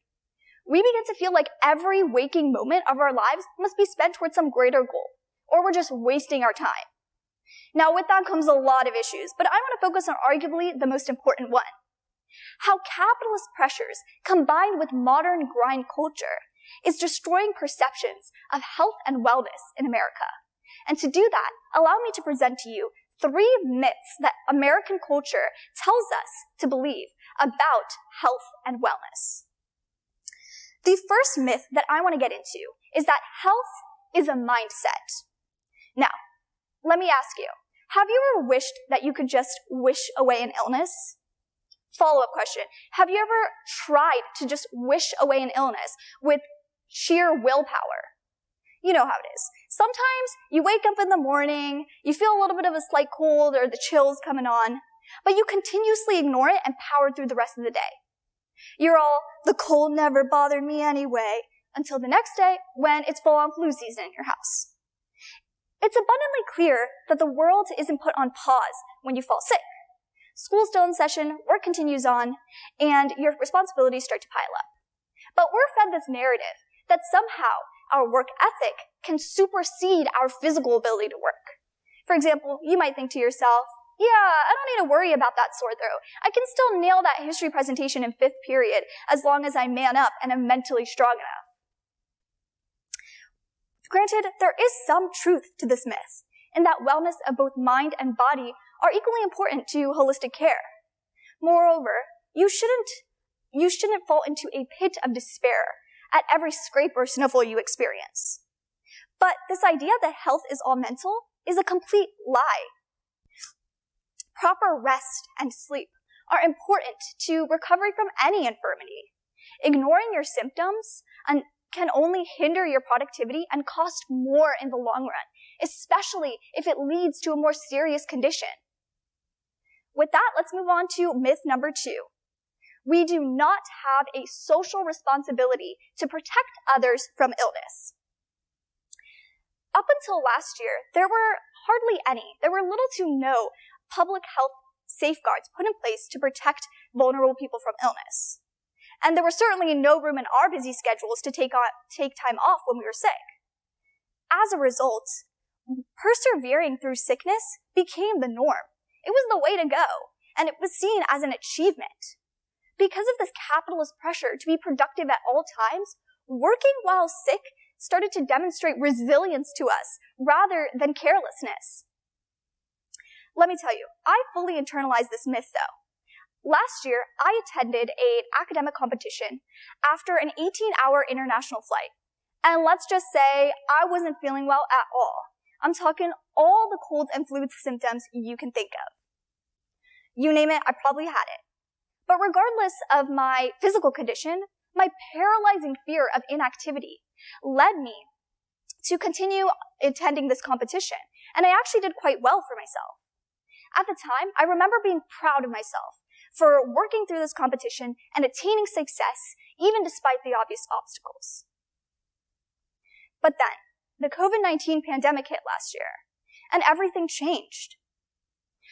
I, like so many others, finally became conscious of the effect that my actions had on others. And I was ashamed. By going to that competition last year, I was putting other people's health at risk. And I wasn't just putting other people's health at risk. I was putting elderly people's health at risk, people that were more vulnerable. Luckily, nobody got sick because of me, at the time. But what about the thousands of COVID-19 cases that can be traced back to ignorance, to someone going out while ignoring their red flag symptoms? Concerns like this are why this myth is a complete lie. We do have a social responsibility to protect more vulnerable others from illness, to social distance during a pandemic, and to disclose when we're feeling unwell. Finally, I'd like to move on to the third and biggest myth.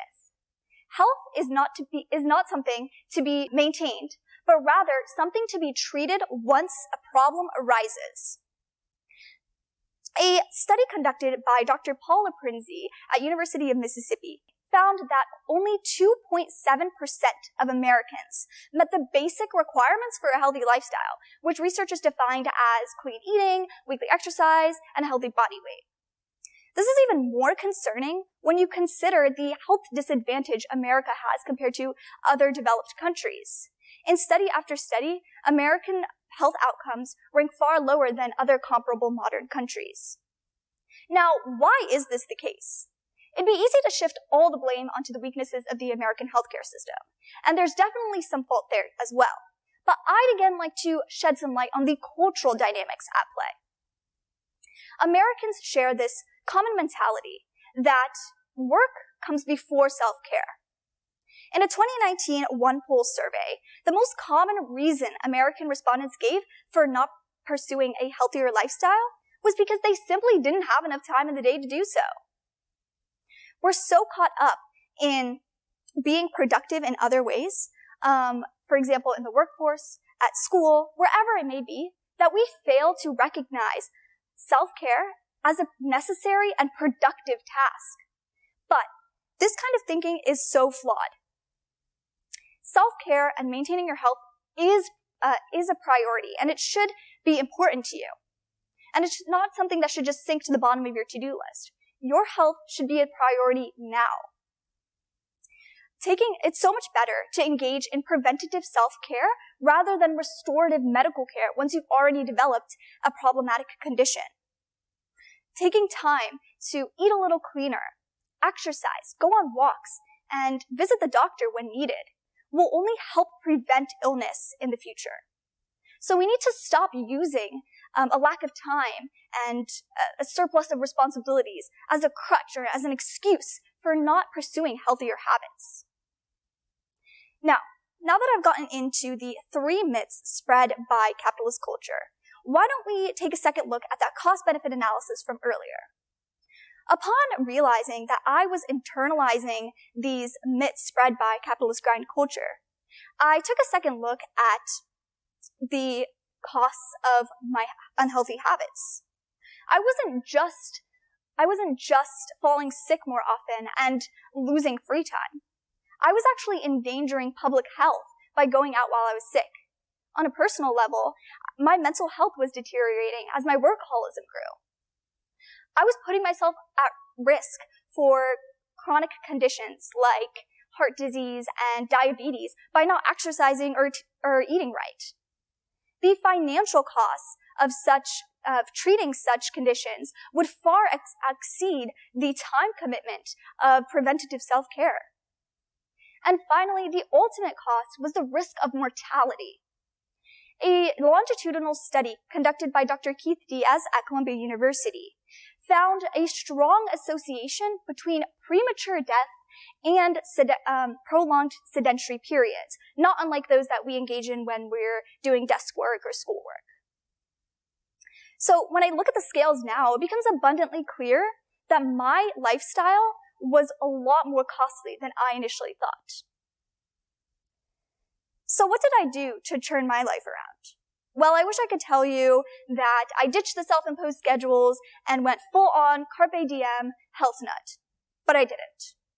What I did do was start prioritizing myself a little more. I'm more conscious of what I put in my body and how I feel, and I'm less conscious of how I look to others and how much time I'm wasting. I'll be the first to admit that I'm not perfect, though. I still sometimes believe in these lies. But I've seen noticeable improvement in my health over the past year.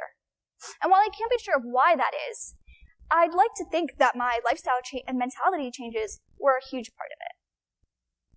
But at the end of the day, it doesn't matter what myself or any one person does to improve. There will always be others who prioritize work over their health. As long as these myths that I've identified for you today continue to be part of mainstream American culture. And that's why American cultural perceptions surrounding health and wellness need to be revamped entirely. And the great thing is, you can help make that happen.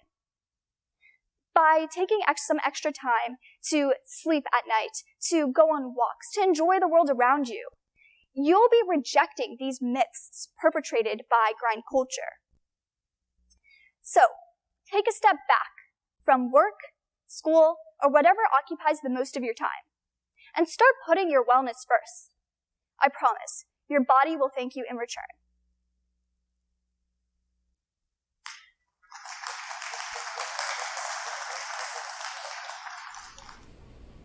Thank you so much, Anisha, for that incredible talk. I know that grind culture is something that a lot of high school students specifically deal with, and I mean, I'm sure that we have also experienced it personally, Jennifer. Yeah, I think especially as high school seniors who just went through the college admissions process, a lot of our reflection has involved us realizing how much of our lives has revolved around grind culture in the past 4 years, whether that be balancing school on top of extracurriculars, on top of sports and relationships and everything else. And I think Anisha offers a really fresh perspective on how we should look at the lenses, at our work through a lens that is not grind culture.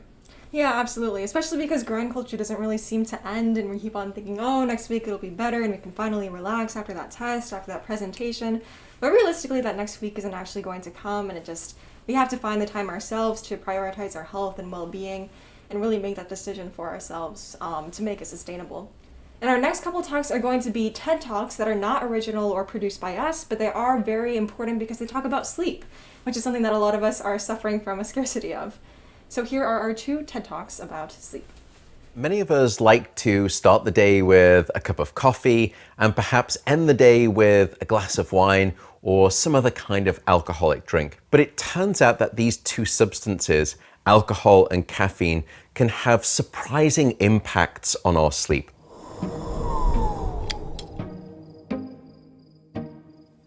Let's start with caffeine. Caffeine is in a class of drugs that we call the psychoactive stimulants. And everyone knows that caffeine can make them more alert, it can wake them up. But there are at least 2 additional hidden features of caffeine that some people may not be aware of. The first is the duration of action of caffeine. Caffeine for the average adult will have what we call a half-life of about 5 to 6 hours. What that means is that after about 5 to 6 hours, 50% of that caffeine that you had is still circulating in your system. What that also means is that caffeine has a quarter life of about 10 to 12 hours. In other words, let's say that you have a cup of coffee at 2 p.m. in the evening. It could be that almost a quarter of that caffeine is still swilling around in your brain at midnight. And as a result, it can make it harder for an individual to fall asleep or even stay asleep soundly throughout the night. So that's the first feature of caffeine. The second issue with caffeine is that it can change the quality of your sleep. Now, some people will tell me that I'm one of those individuals who can have an espresso with dinner and I fall asleep fine and I can stay asleep. But even if that's true, it turns out that caffeine can actually decrease the amount of deep non-rapid eye movement sleep that we have, stages 3 and 4 of non-REM sleep. That's that sort of restorative deep sleep. And as a consequence, you can wake up the next morning and you don't feel refreshed, you don't feel restored by your sleep. But you don't remember waking up, you don't remember struggling to fall asleep, so you don't make the connection. But nevertheless, you may then find yourself reaching for 2 cups of coffee in the morning to wake up rather than 1. So that's caffeine, but now let's move on to alcohol. Because alcohol is perhaps one of the most misunderstood sleep aids out there. In fact, it's anything but a sleep aid. And it can be problematic for your sleep in at least 3 different ways. First, alcohol is in a class of drugs that we call the sedatives. but sedation is not sleep. And studies teach us that those two things are really quite different. Sedation is a case where we're simply switching off the firing of the brain cells, particularly in the cortex. And that's not natural sleep. In fact, during deep non-rapid eye movement sleep, for example, the brain has this remarkable coordination of hundreds of thousands of cells that all of a sudden fire together and then they all go silent. And then they all fire together and then they go silent, producing these big, powerful brain waves of deep non-REM sleep. And so that's the first way in which alcohol can be problematic. We're mistaking sedation for deep sleep. The second problem with alcohol is that it can actually fragment your sleep. Alcohol can actually trigger and activate during sleep what we call the fight or flight branch of the nervous system, which will therefore wake you up more frequently throughout the night. And alcohol can even increase the amount of alerting chemicals that are released by the brain, once again fragmenting your sleep. The third and final issue with alcohol and sleep is that alcohol can actually block your rapid eye movement sleep or your dream sleep. And as we'll learn in subsequent episodes, REM sleep or rapid eye movement sleep, dream sleep, provides a collection of benefits, things such as your emotional and mental health, even creativity. Now, I'm not here to tell anyone how to live. I don't want to be puritanical. I'm just a scientist. What I want to try and do is provide you with the information about the relationship between caffeine and alcohol on your sleep. So then you can make an informed choice as to how best you want to live your life when you're trying to prioritize your sleep. So far, we've spoken about all of the wonderful benefits that sleep provides.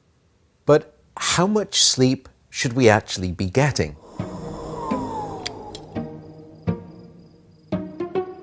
For the average adult, the current recommendation is somewhere between 7 to 9 hours of sleep a night. And what we've been finding from large-scale epidemiological studies is that using that reference point of 7 to 9 hours, once you start to drop below that, your mortality risk actually starts to increase.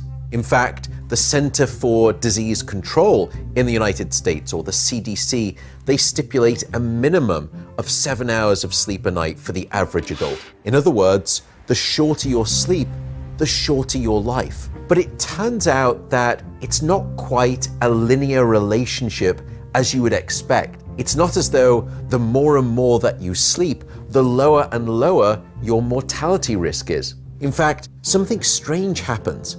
Once you get past 9 hours, you actually start to see a rise back up in mortality risk, which seems rather strange and peculiar. And scientists have actually put forward at least 2 different explanations. The first is that if you look at those studies, it may be that individuals are suffering from significant disease and illness. When we become infected or we have disease, typically we try to sleep longer, we stay in bed longer. So in other words, it was the unmeasured disease and sickness in those studies that was triggering a response in those individuals to try and sleep more.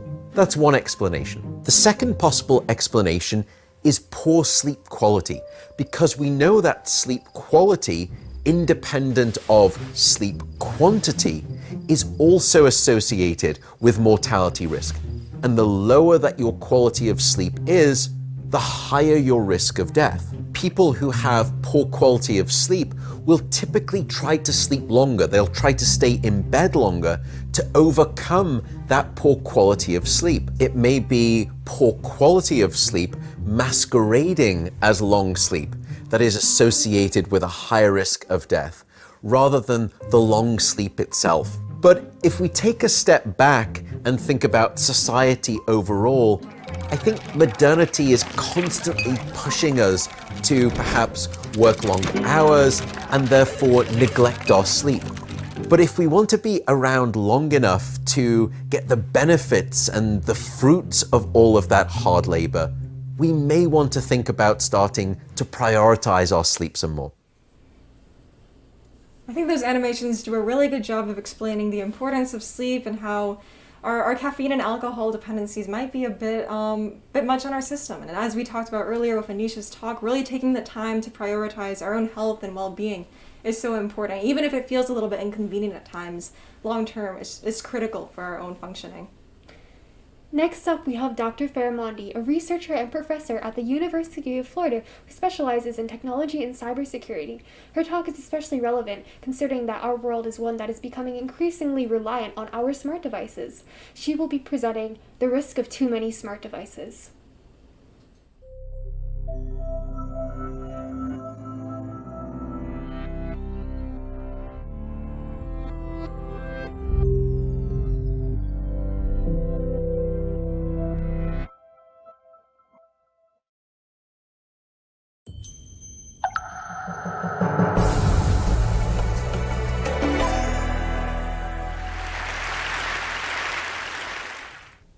It happens to all of us, those sudden moments that we realize we forgot to bring our phones. In those moments, we panic and we quickly try to find them as if our life depends on them. Moments such as those prove how dependent we have become to technology and electronic devices. We rely on electronic devices with all aspects of our lives, but has it occurred to you that these smart devices could be spying on us 24/7? Believe it or not, they are monitoring us constantly and they know all our secrets. We have become dependent more than ever on electronic devices, and unfortunately, COVID era has contributed to it even more.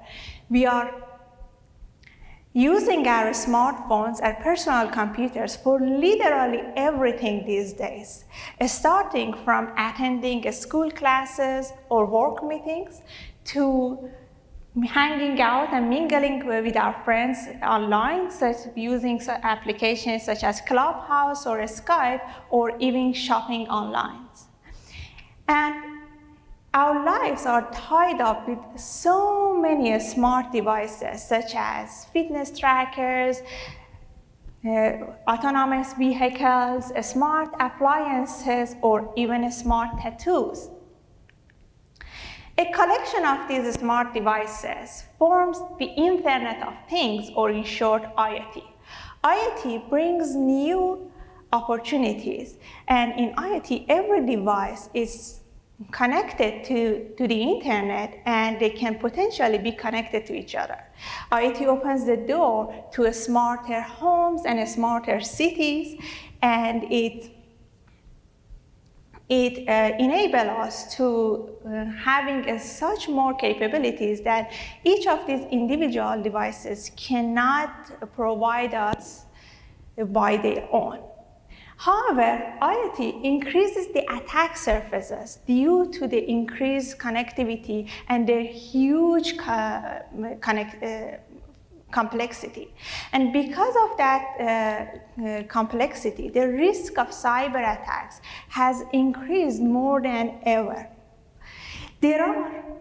By end of 2021, there are more than 47 billion IoT devices around the world.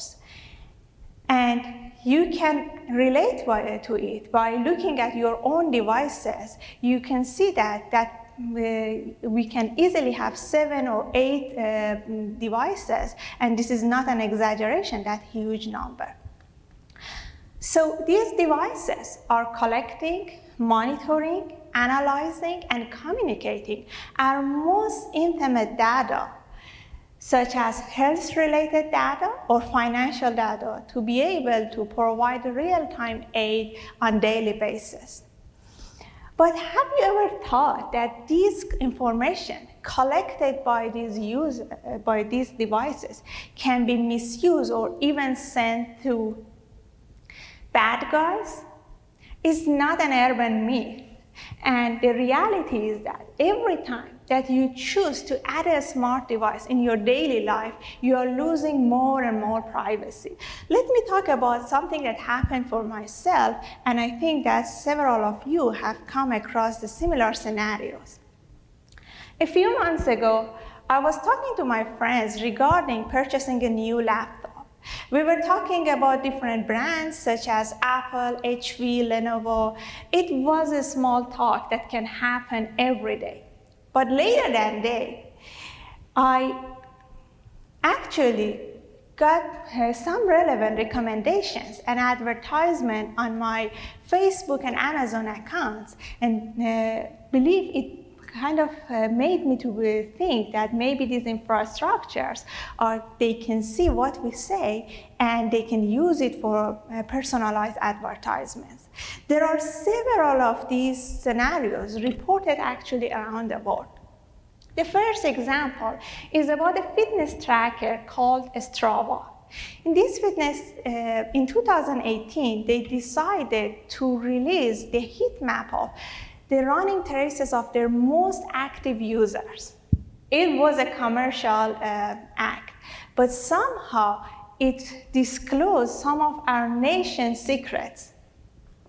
So it happened that using these heat maps, we can find some of the location of some of our military bases. So the soldier involved, they had higher exercise requirements, so they made them most active users of this fitness tracker. And later on, Google Maps satellites could be used to go and see what are the roads and buildings that these soldiers use more frequently. Another example is about a security camera that has been designed and manufactured in China. There was a security bug in these security cameras that it actually direct the video of direct the stream of the videos collected by these security cameras, and it just sent them to somebody else randomly. And in this figure, you can see that the video of a baby has been directed to somebody else's iPad randomly.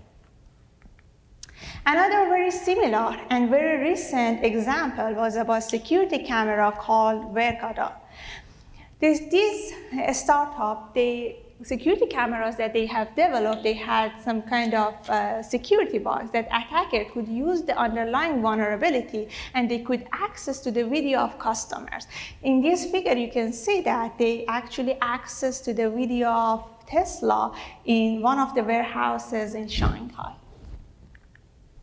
The main motivation behind most of these attacks is either to steal or expose data, to create target financial assets, or to be able to access to user accounts. Every day, there are 3 million attacks happening around the world. Most of these cyber attacks, they are targeting the vulnerabilities at the software level.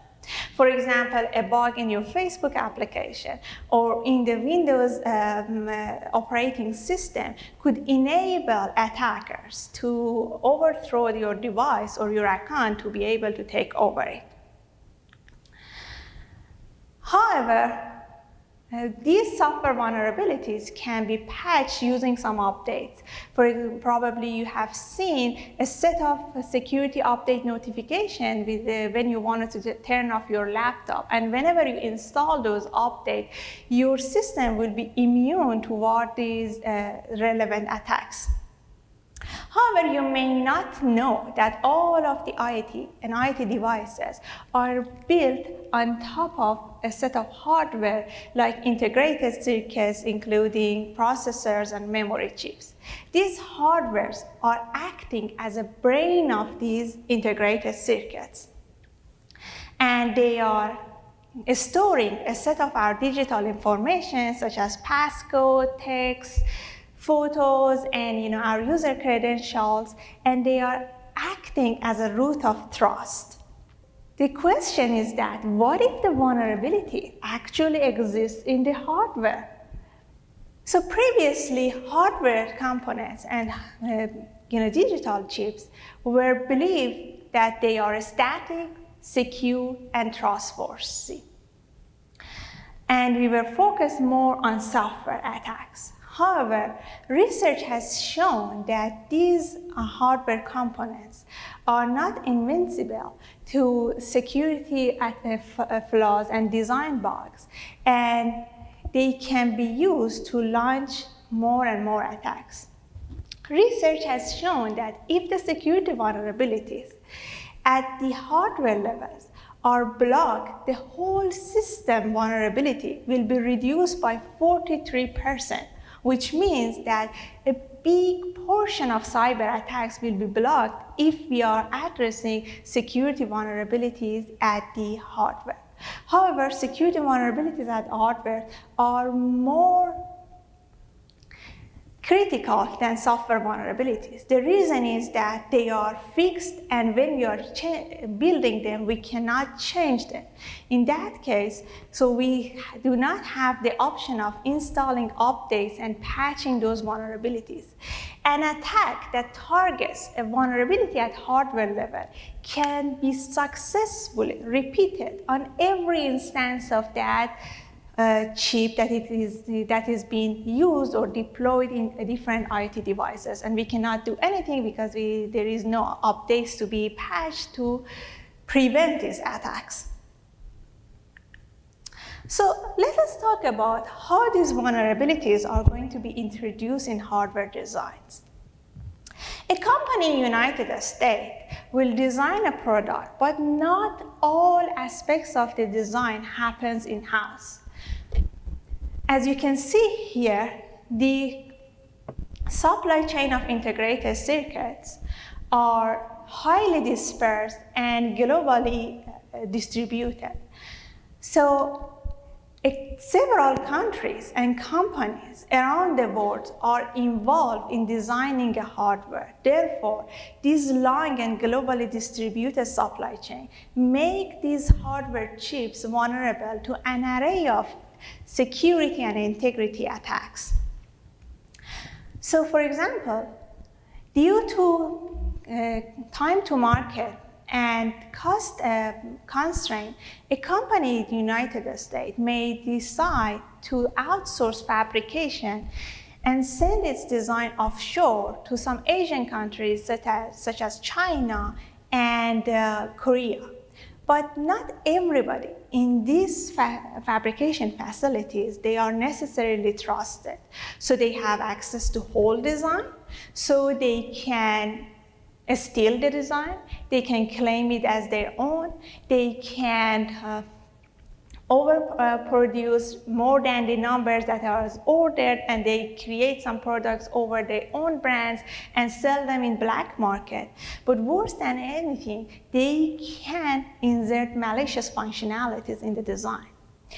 And this is a real concern. Last month, we heard the news that the shortage of computer chips reached to the crisis level. Shortage of chips means that we need to rely on the chips that they are fabricated and designed in some other countries. So it means that not only we do not have any control over fabrication process, we do not have any control on the design process, and we do not know what kind of malicious functionality may exist in these chips, and it may create some security and integrity and confidentiality issues for us. Further, it's extremely difficult to distinguish between an authentic and counterfeit chip. It's been one of the most challenging problems that we wanted to address to be able to guarantee that we are using an authentic chip.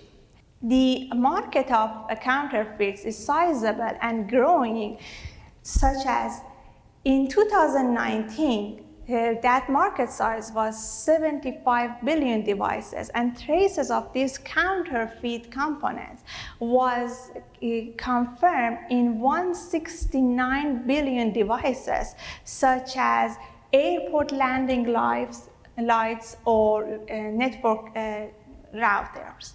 So the consequence and risk of using these counterfeits range from generating inconvenience to injury or loss of life. There are a lot of recycled IPs also. They can be used and deployed in IoT devices.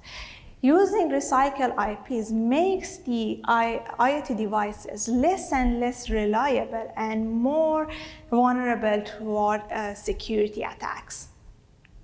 It has been always a kind of battle between providing better security and having the best performance. The performance always, there have been several efforts that we wanted to just make the best performance with minimum overhead on some requirements of the design, such as battery lifetime. However, addressing the security always comes with overheads.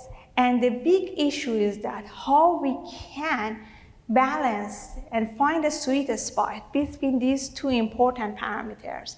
And not only that we can have the best performance, but at the same time we can have less overhead and security, and we make sure that because of performance we do not create security vulnerabilities in the systems. So what can we do? Here I present one of the possible solutions. For example, for counterfeits, we can use microscopes or X-ray machines to be able to identify whether a design is authentic or is a counterfeit. We can also use advanced artificial intelligence algorithm to be able to distinguish these devices. So in short, we need to develop a set of metrics to be able to evaluate hardware design to see that how vulnerable they are. We need to create a set of tools that those tools can be able to address this vulnerability automatically.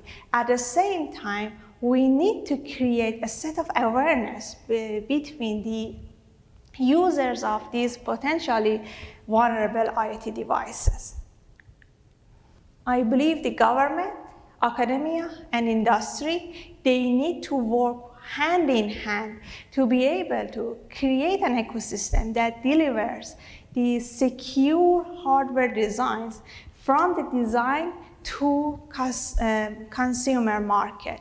This is the only way, and this is the only way that we can make sure that we have secure devices and we can use IoT and smart devices with ease of mind without being worried about being spied or breach of our security and privacy.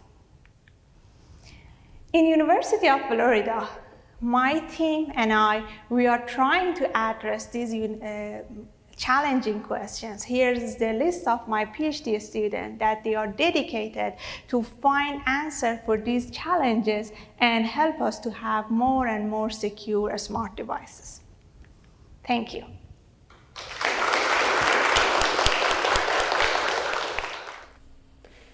Who knew that a fitness app could have such far-reaching implications in national security? Thank you, Dr. Faramandi, for a thrilling talk showing us the relevance of cybersecurity in an increasingly technological world, as well as ways in which we can prevent these technological issues that crop up along with their development.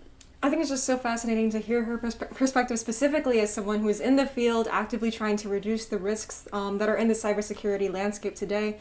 I know that I am stressed out about my data being collected, and just hearing how she's actively combating it is really fascinating to see. Our next talk is going to be by Damien Gold, who is a sophomore at Palm Harbor University High School. Damien is here to talk about communication, and specifically how we communicate with people we appreciate and how to express that appreciation. This is his talk, I Don't Hate You, How I Chose to Express Empathy Instead.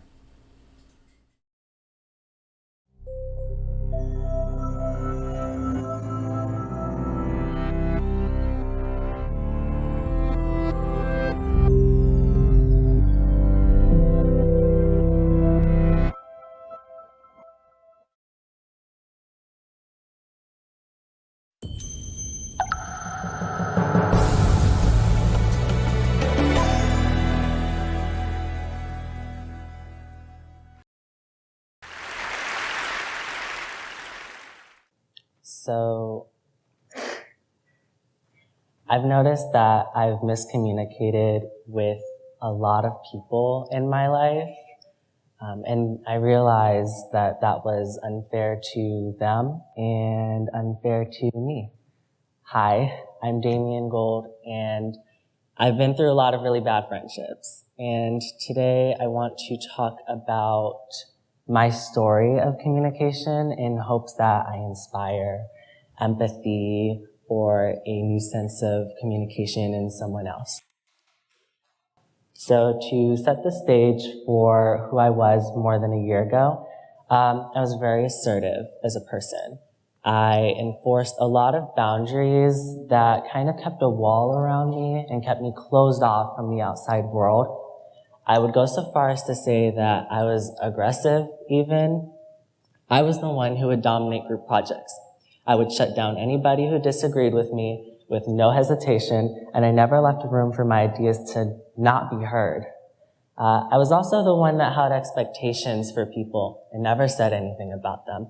I had a friend in recent years who never made plans to go out and see anybody, but I expected them to, and I never said that out loud, but I got mad when they didn't make plans with me, and it was frustrating because I felt like I wasn't being understood.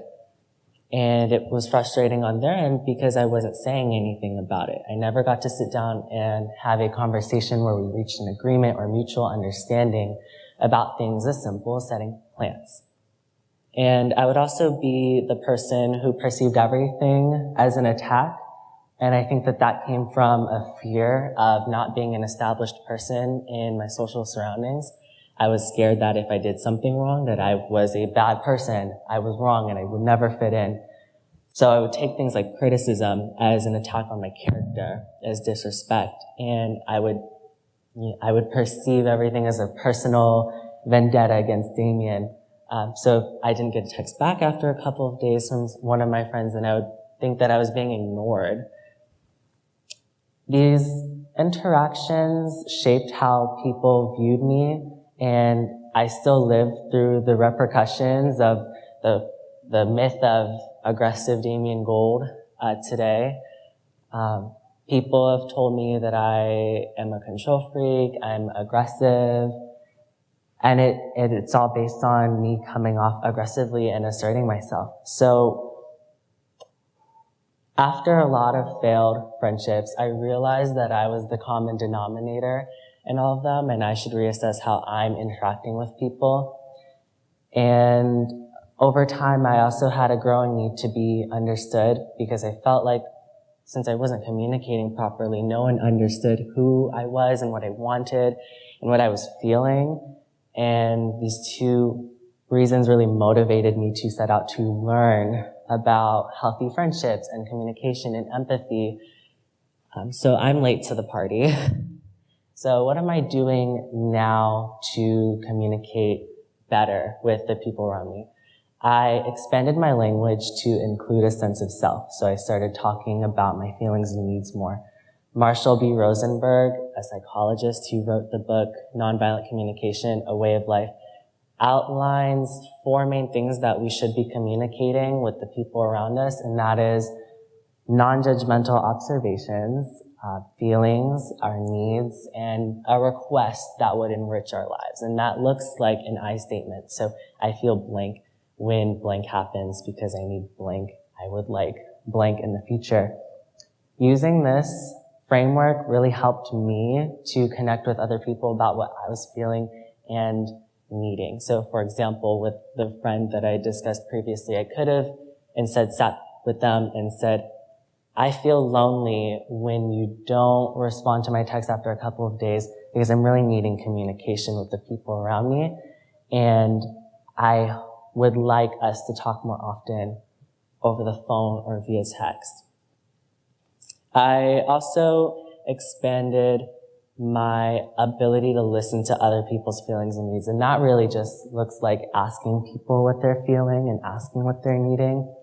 So I could have said, are you feeling frustrated when I don't communicate properly about my expectations because you're needing communication also? Another thing that I did that really improved my friendships over time was trusting in myself and having faith in myself. So I was really scared of being vulnerable, of being hurt. And I think that not only did I throw preemptive strikes at people because of that, it also made me scared of communicating because I thought that I would be betrayed if I showed a sign of vulnerability or weakness.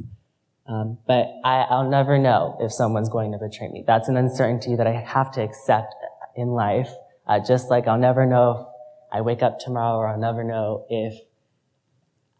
anything in like the next year. It's all uncertain and not set in stone yet. But what I do know for certain is that I'm trying my best today to communicate and to show empathy and to listen out for others. And I can trust that I'll be okay no matter what happens because I'm learning tools to love myself and accept myself and accept the world of uncertainty around me. So where has this gotten me? I am in a better state mentally. I would say that grounding myself in the present and being able to accept what I can and cannot control has been really beneficial to my mental health. I was able to rekindle a lot of the friendships in the past where I've hurt somebody by not being able to communicate properly. And that makes me the happiest person in the world right now. And I'm also able to understand people who aren't my friends. It helps in situations where I have a shared responsibility with my peers, like in group projects. I'm a better communicator to my teachers, my family. So these skills aren't limited to friendship. They're pretty universal. Another way that this has improved me is I'm able to connect with people who I don't know yet. And I'm able to understand where people of different backgrounds are coming from, because if I can have that empathy for people around me and understand how situations can cause complex feelings and needs for other people, I can totally see how situations I've never heard of or situations I'll never experience can cause stress or anxiety or frustration for people who live across the world. And it's helped me become a better person, at least in understanding global conflict. In creating this TED Talk speech, I realized that a lot of the team thought I hated them. And so they were very unsure about putting me in a speaker position. And I realized that there are probably more people who were affected by my lack of good communication. And so to those people and to the team, I'm sorry.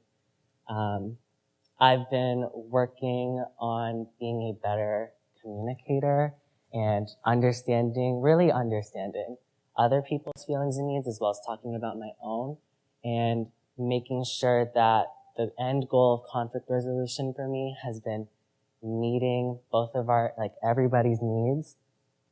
And I'm really excited to have accomplished that and to be able to stand up here today and talk about my story, because I hope that it inspires a new sense of global awareness or awareness of other people's complex realities, and an understanding of self too, and a trusting of self. For the first time in the longest time, I'm able to look at people like people, both figuratively and literally, by learning how to communicate better. I'm more confident in myself. I can make more eye contact with people. And so I'm literally seeing people's faces for the first time. And I'm also seeing people as more complex than I think I myopically thought they were in the beginning. I'm seeing that they have their own life stories and their own complex needs and feelings. And being able to understand that has really just improved my friendships. And so I hope that if anyone out there is anyone like me and that they were scared of communicating before, I hope that I inspire somebody to step out of that cycle and start talking about your feelings and needs and listen for others, because I can honestly say that I'm so much happier in my interactions with people now that I've started doing that. Thank you. That's all I have.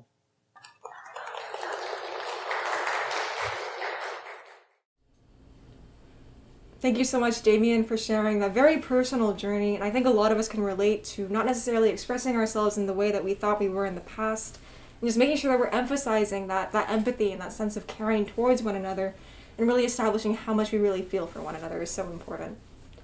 Again, I think it's so important that we have the opportunity to hear the voices of our youth in our communities, such as Anisha and Damien, who both shared very powerful stories about their lives, and so we appreciate that immensely.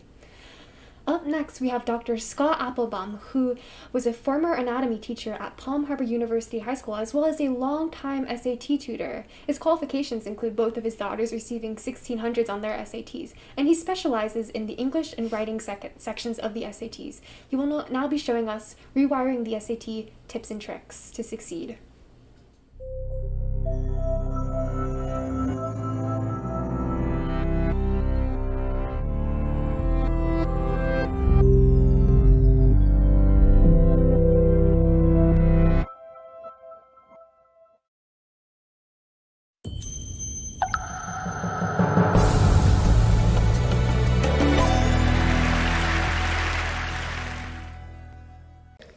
The topic, as it's written on the board there, is rewiring student thinking.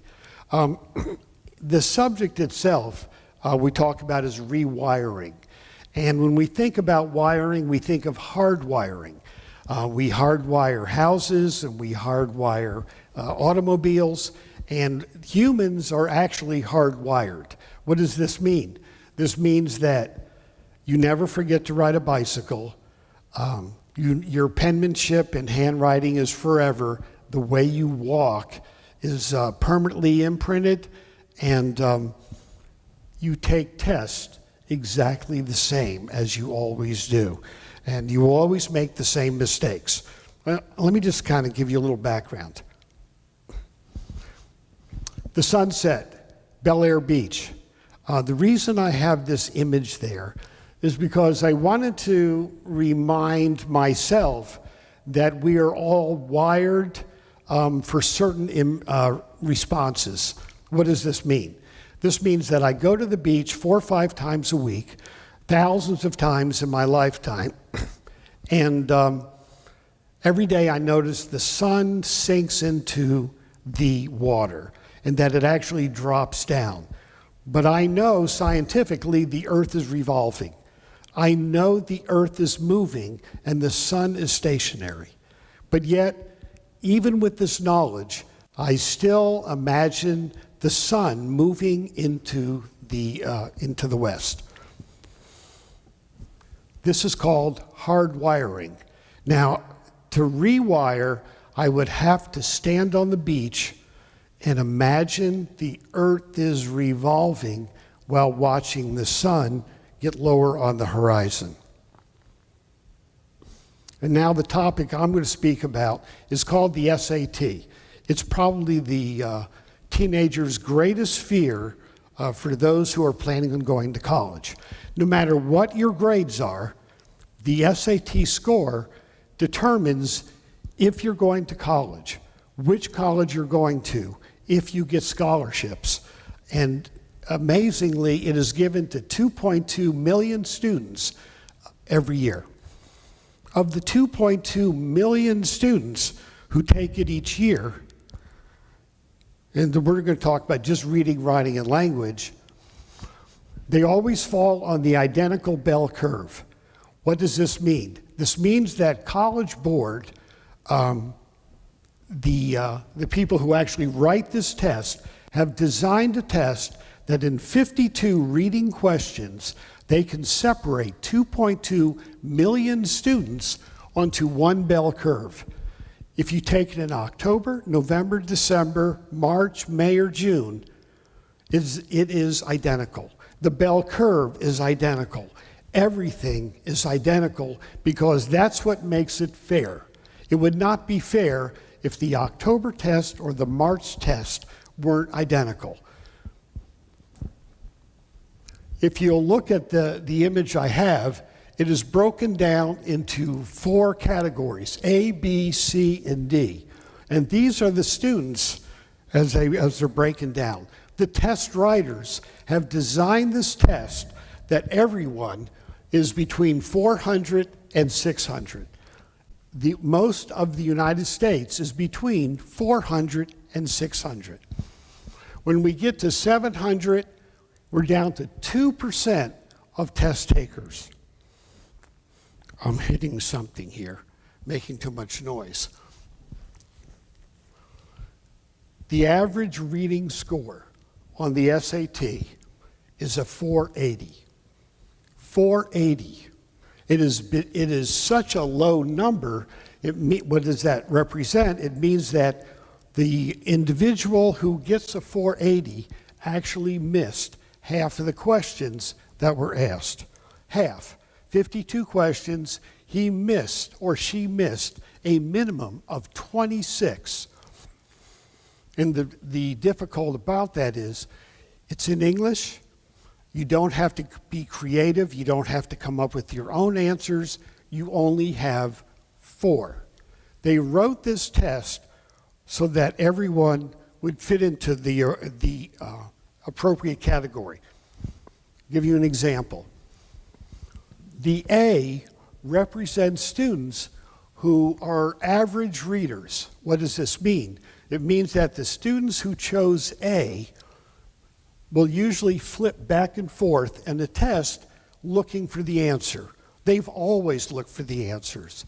Every test they've ever taken has always been cat, dog, boy, phospholipid bilayer. Cat, dog, boy, Versailles Treaty. Cat, dog, boy, magical realism. They're used to seeing the answer in the textbook, in their notes, on PowerPoint. And what do when they take this test? They flip back and forth until they find it. Red hat in the passage, red hat in the answer. And by the way, rule number 1, if it's in the passage, it can't be in the answer. The reason they do that is to make sure that student A doesn't accidentally pick D, gets a better score, ruins the bell curve. Okay, let me go down on this. Okay, 5 reading passages. The first one is literature. It's a narrative about a person. It's usually a cultural characteristic, but it's not difficult to read. It is not Charles Dickens, and of course it is also not 6th grade reading. It is at a early college reading level. The second one is social studies. There's always 2 science passages.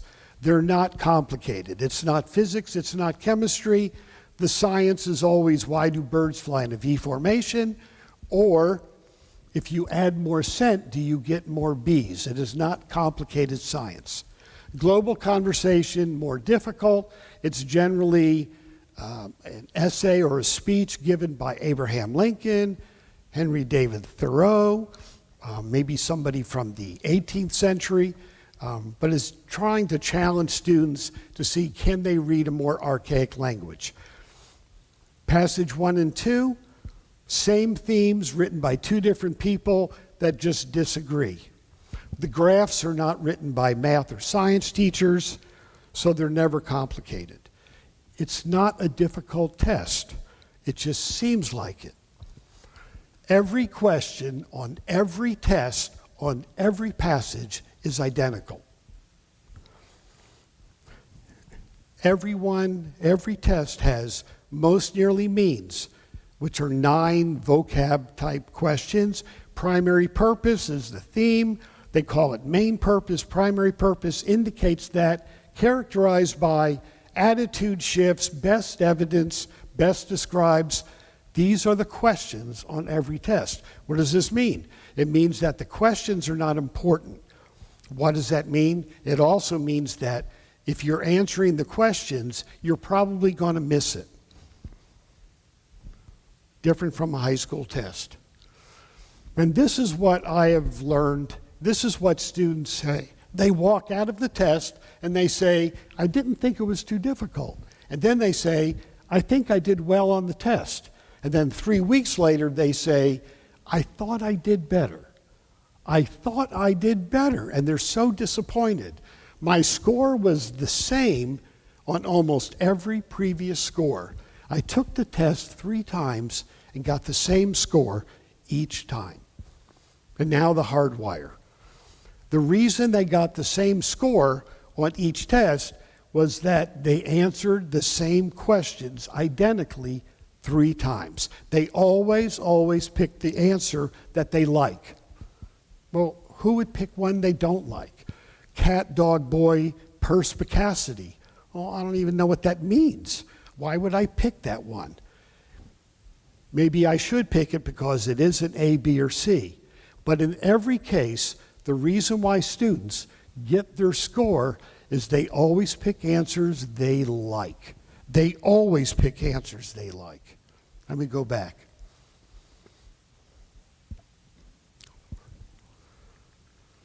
Oops.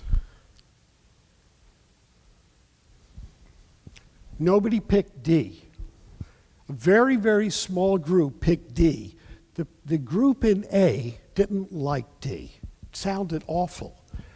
B, they're readers, they're average readers, but they didn't like D either. The students in group C went from 550 to 680. These are really smart kids. These are the ones going to college. Well, they didn't like D either. What was wrong with D? And it sounded awful. It isn't what they're used to learning. It wasn't in the passage. It doesn't answer the question. So how do they do better? If you want to move up, and this is why we talk about rewiring, if you want to improve your score, if the test never changes, it always comes from textbooks, novels, journals, short stories, and all the questions are always identical, that means the answers will always be identical. You got the same score because you picked the one you like every single time. You want your score to go up? Rewire. You have to change. You have to pick one you don't like. Even when you know it's one you don't like. Difficult to do.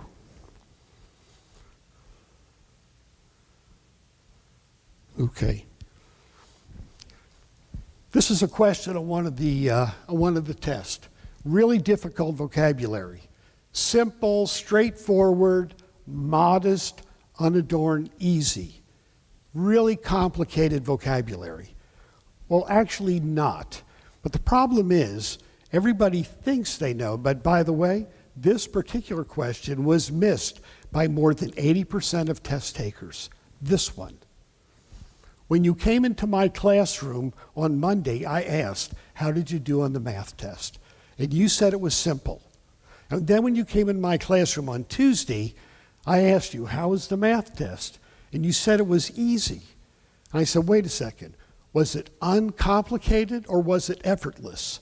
And then you realized at that point, maybe you should have said the test was straightforward.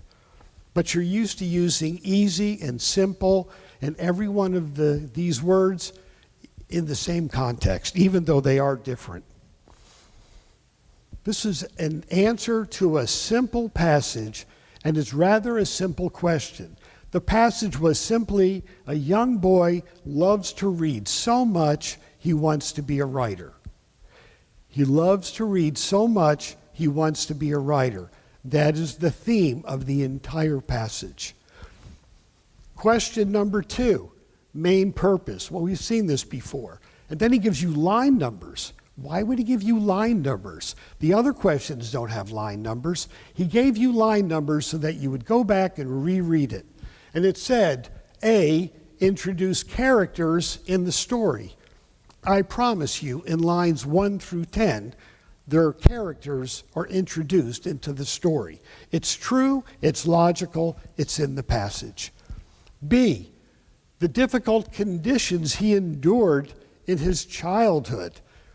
In lines 1 through 10, it said he was raised in a very strict environment. They didn't have any money. B is true and logical and in the passage. C said, the passion that drives the action the narrator recounts. The passion that drives the action. Sounds like a Tom Cruise movie.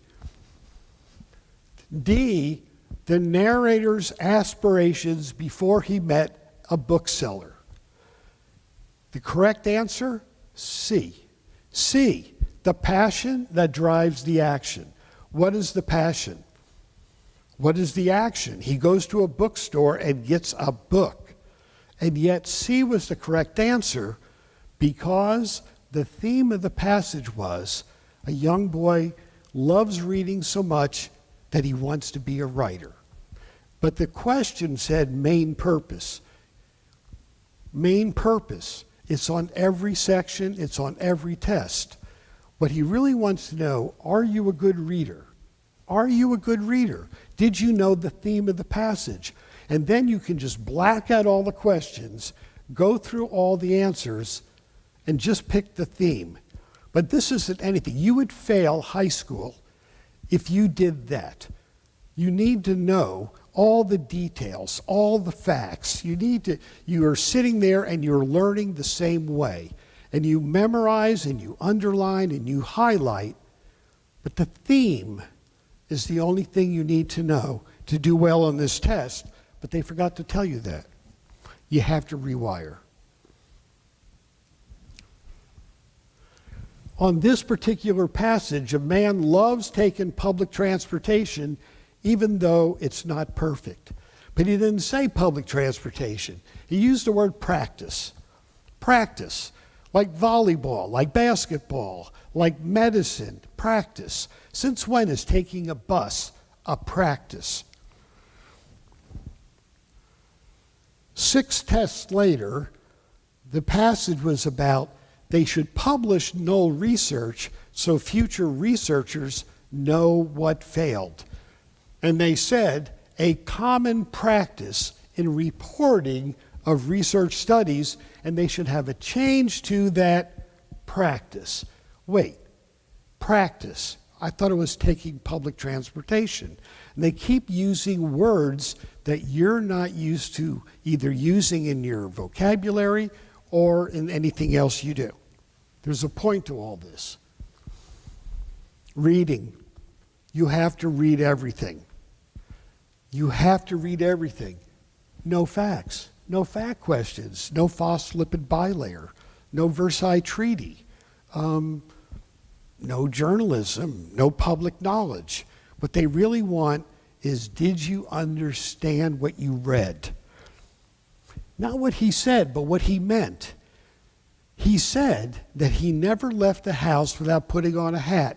Is this about hats? And the answer was no. So you have to pick meaning. So when he said the passion that drives the action, it isn't what he said, passion and action, it's what he meant. And then, of course, we have this theme, which is one sentence. So what do I mean by rewiring? I want students to quit thinking in the usual customary way they do in school, only this time they have to rewire and their thinking, ignore all the facts, ignore all the words, ignore all the things that sound right. Pick the theme. Cross out the questions, pick the theme. You'll get it right.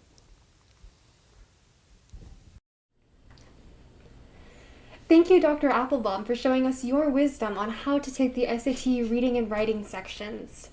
I think the way we view standardized testing says a lot about our education system as a whole. Yeah, absolutely. And the real rigidity of the education system is really concerning. And we're going to be exploring this idea in our next talk as well. We're very proud to announce Will Glazer's talk about innovation. He's an entrepreneur with a lot of experience in creativity. And today he makes his insights known in the talk, A Case for Creativity.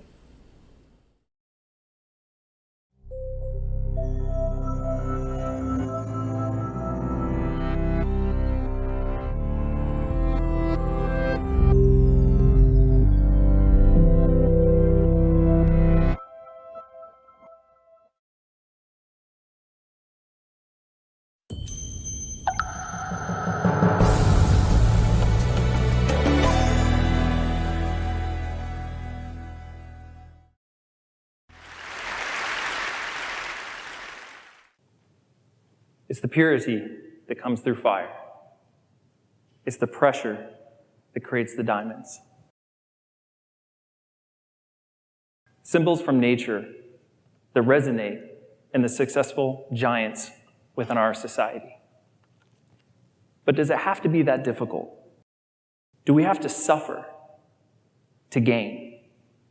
Is the path of pain truly the path to gain? And my experience with entrepreneurship was somewhat unconventional. I grew up on a lake with serious wave irritation issues. And I decided to create a business that those issues would be rectified by replacing traditional concrete seawalls with glacier rock seawalls. But to do that, I know I need a truck. And growing up with a grandpa that always said, anything you need, just ask grandpa. So with Thanksgiving just around the corner, it was a perfect opportunity to cash in on that favor. After dinner was finished, everyone's done putting away dishes, Grandpa's getting ready to leave, I struck on the moment. I said, hey, Grandpa, I know you know everyone in town. I need a good, cheap truck. And I went on to explain the details. And after I was finished, he stopped, looked at me, and said, when Grandpa finds you a real job, I'll let you know. Turns and leaves. My heart was crushed. And with no real entrepreneurship foundation in my family, I was left alone to make a decision. Was Grandpa right? Do I wait for that real job? Or do I close my eyes and continue to move forward? And thankfully I did. And that business did go on to become successful. And several there forward after. And Grandpa did help me because he showed me very quickly the world isn't here to help us. It's not giving us an environment to succeed. Another famous example, someone you've probably heard of by now, Elon Musk. You've heard of his successes, but have you heard of his challenges? Even dating back to when he was just a student in grade school, by just knowing an answer to a question, he was harassed and bullied by his classmates. His travels from South Africa to Canada just to test if he could survive fiscally living off hot dogs before reaching his ultimate goal of surviving in Silicon Valley. That's just a small snapshot of several challenges he faced and continues to face. And I think we're all happy that he continues moving forward. But does it have to be that stubborn? Do we have to go through this process? Why is there always a story of anyone that's successful, of somebody trying to hold us back? I questioned this. What crushes the creativity in us? What is that desire for us to keep moving forward? So I started asking the question, why? And a part of this journey of asking why, I looked into creativity. And where does that start and stop within our lives? And according to Dr. Andrews from Scholastic.com, creativity of a preschooler is one of wonder and magic. That sounds cool. But it peaks at the age 6 and begins to decline after the introduction to formal education with the direction of conformity. It's kind of sad.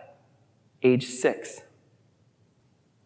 What is this sequestering process and platform of after age 6 into formal education that we were going to be exposed to? And according to Catherine Lee of Very Well Family, that format that we're all exposed to in traditional education is one of social skills, which is defined by listening, sitting quiet, and cooperating, math, writing, science. Year 2, we shake it up a bit, get ready, hold on to your hats, listen, be quiet, cooperate, math, science, writing, English, and again, and again, and again. This cafeteria of mental mind food makes our brains full before we even have an opportunity of any kind of creativity or process thinking. So how do we prevent this? How do we stop producing these mindless drones of robotic thinking along the assembly line of conformity? Well, I don't necessarily have the answer, but I have a few ideas. Along my journey and career in behavior analysis, in your education, you learn the definition of errorless learning. And I'll paraphrase this. Errorless learning is that you get ready for it, it's very complex.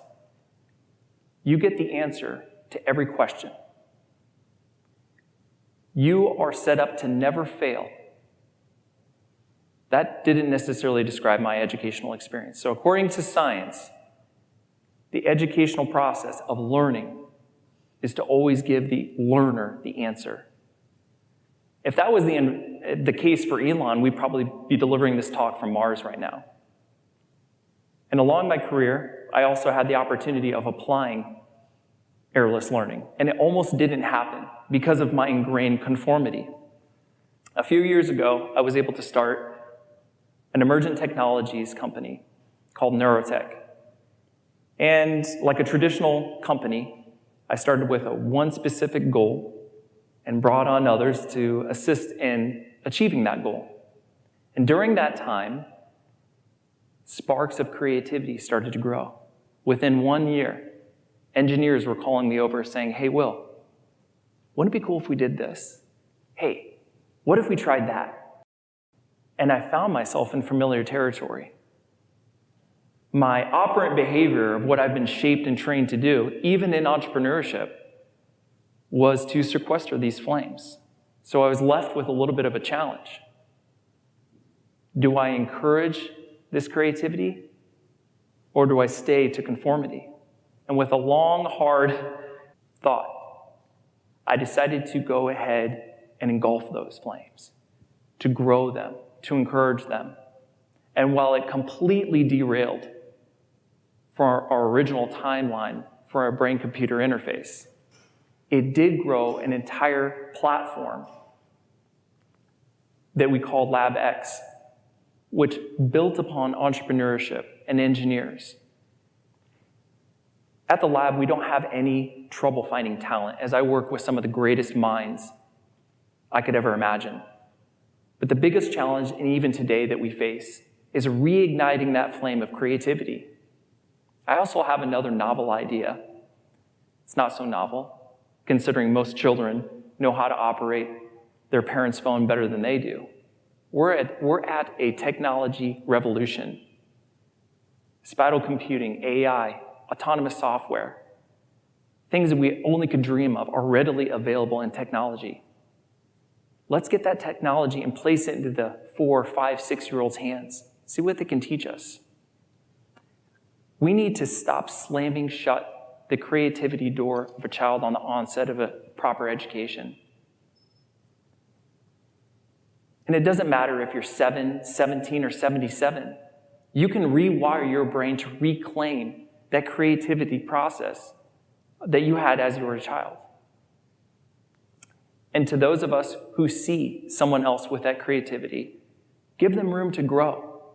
It's not just for their benefit, but as a society, we benefit from anything they create. I challenge you and I encourage you to rethink what your capabilities are, to what your talents could be, to rewire yourself back to the potential you always had in you. Thank you.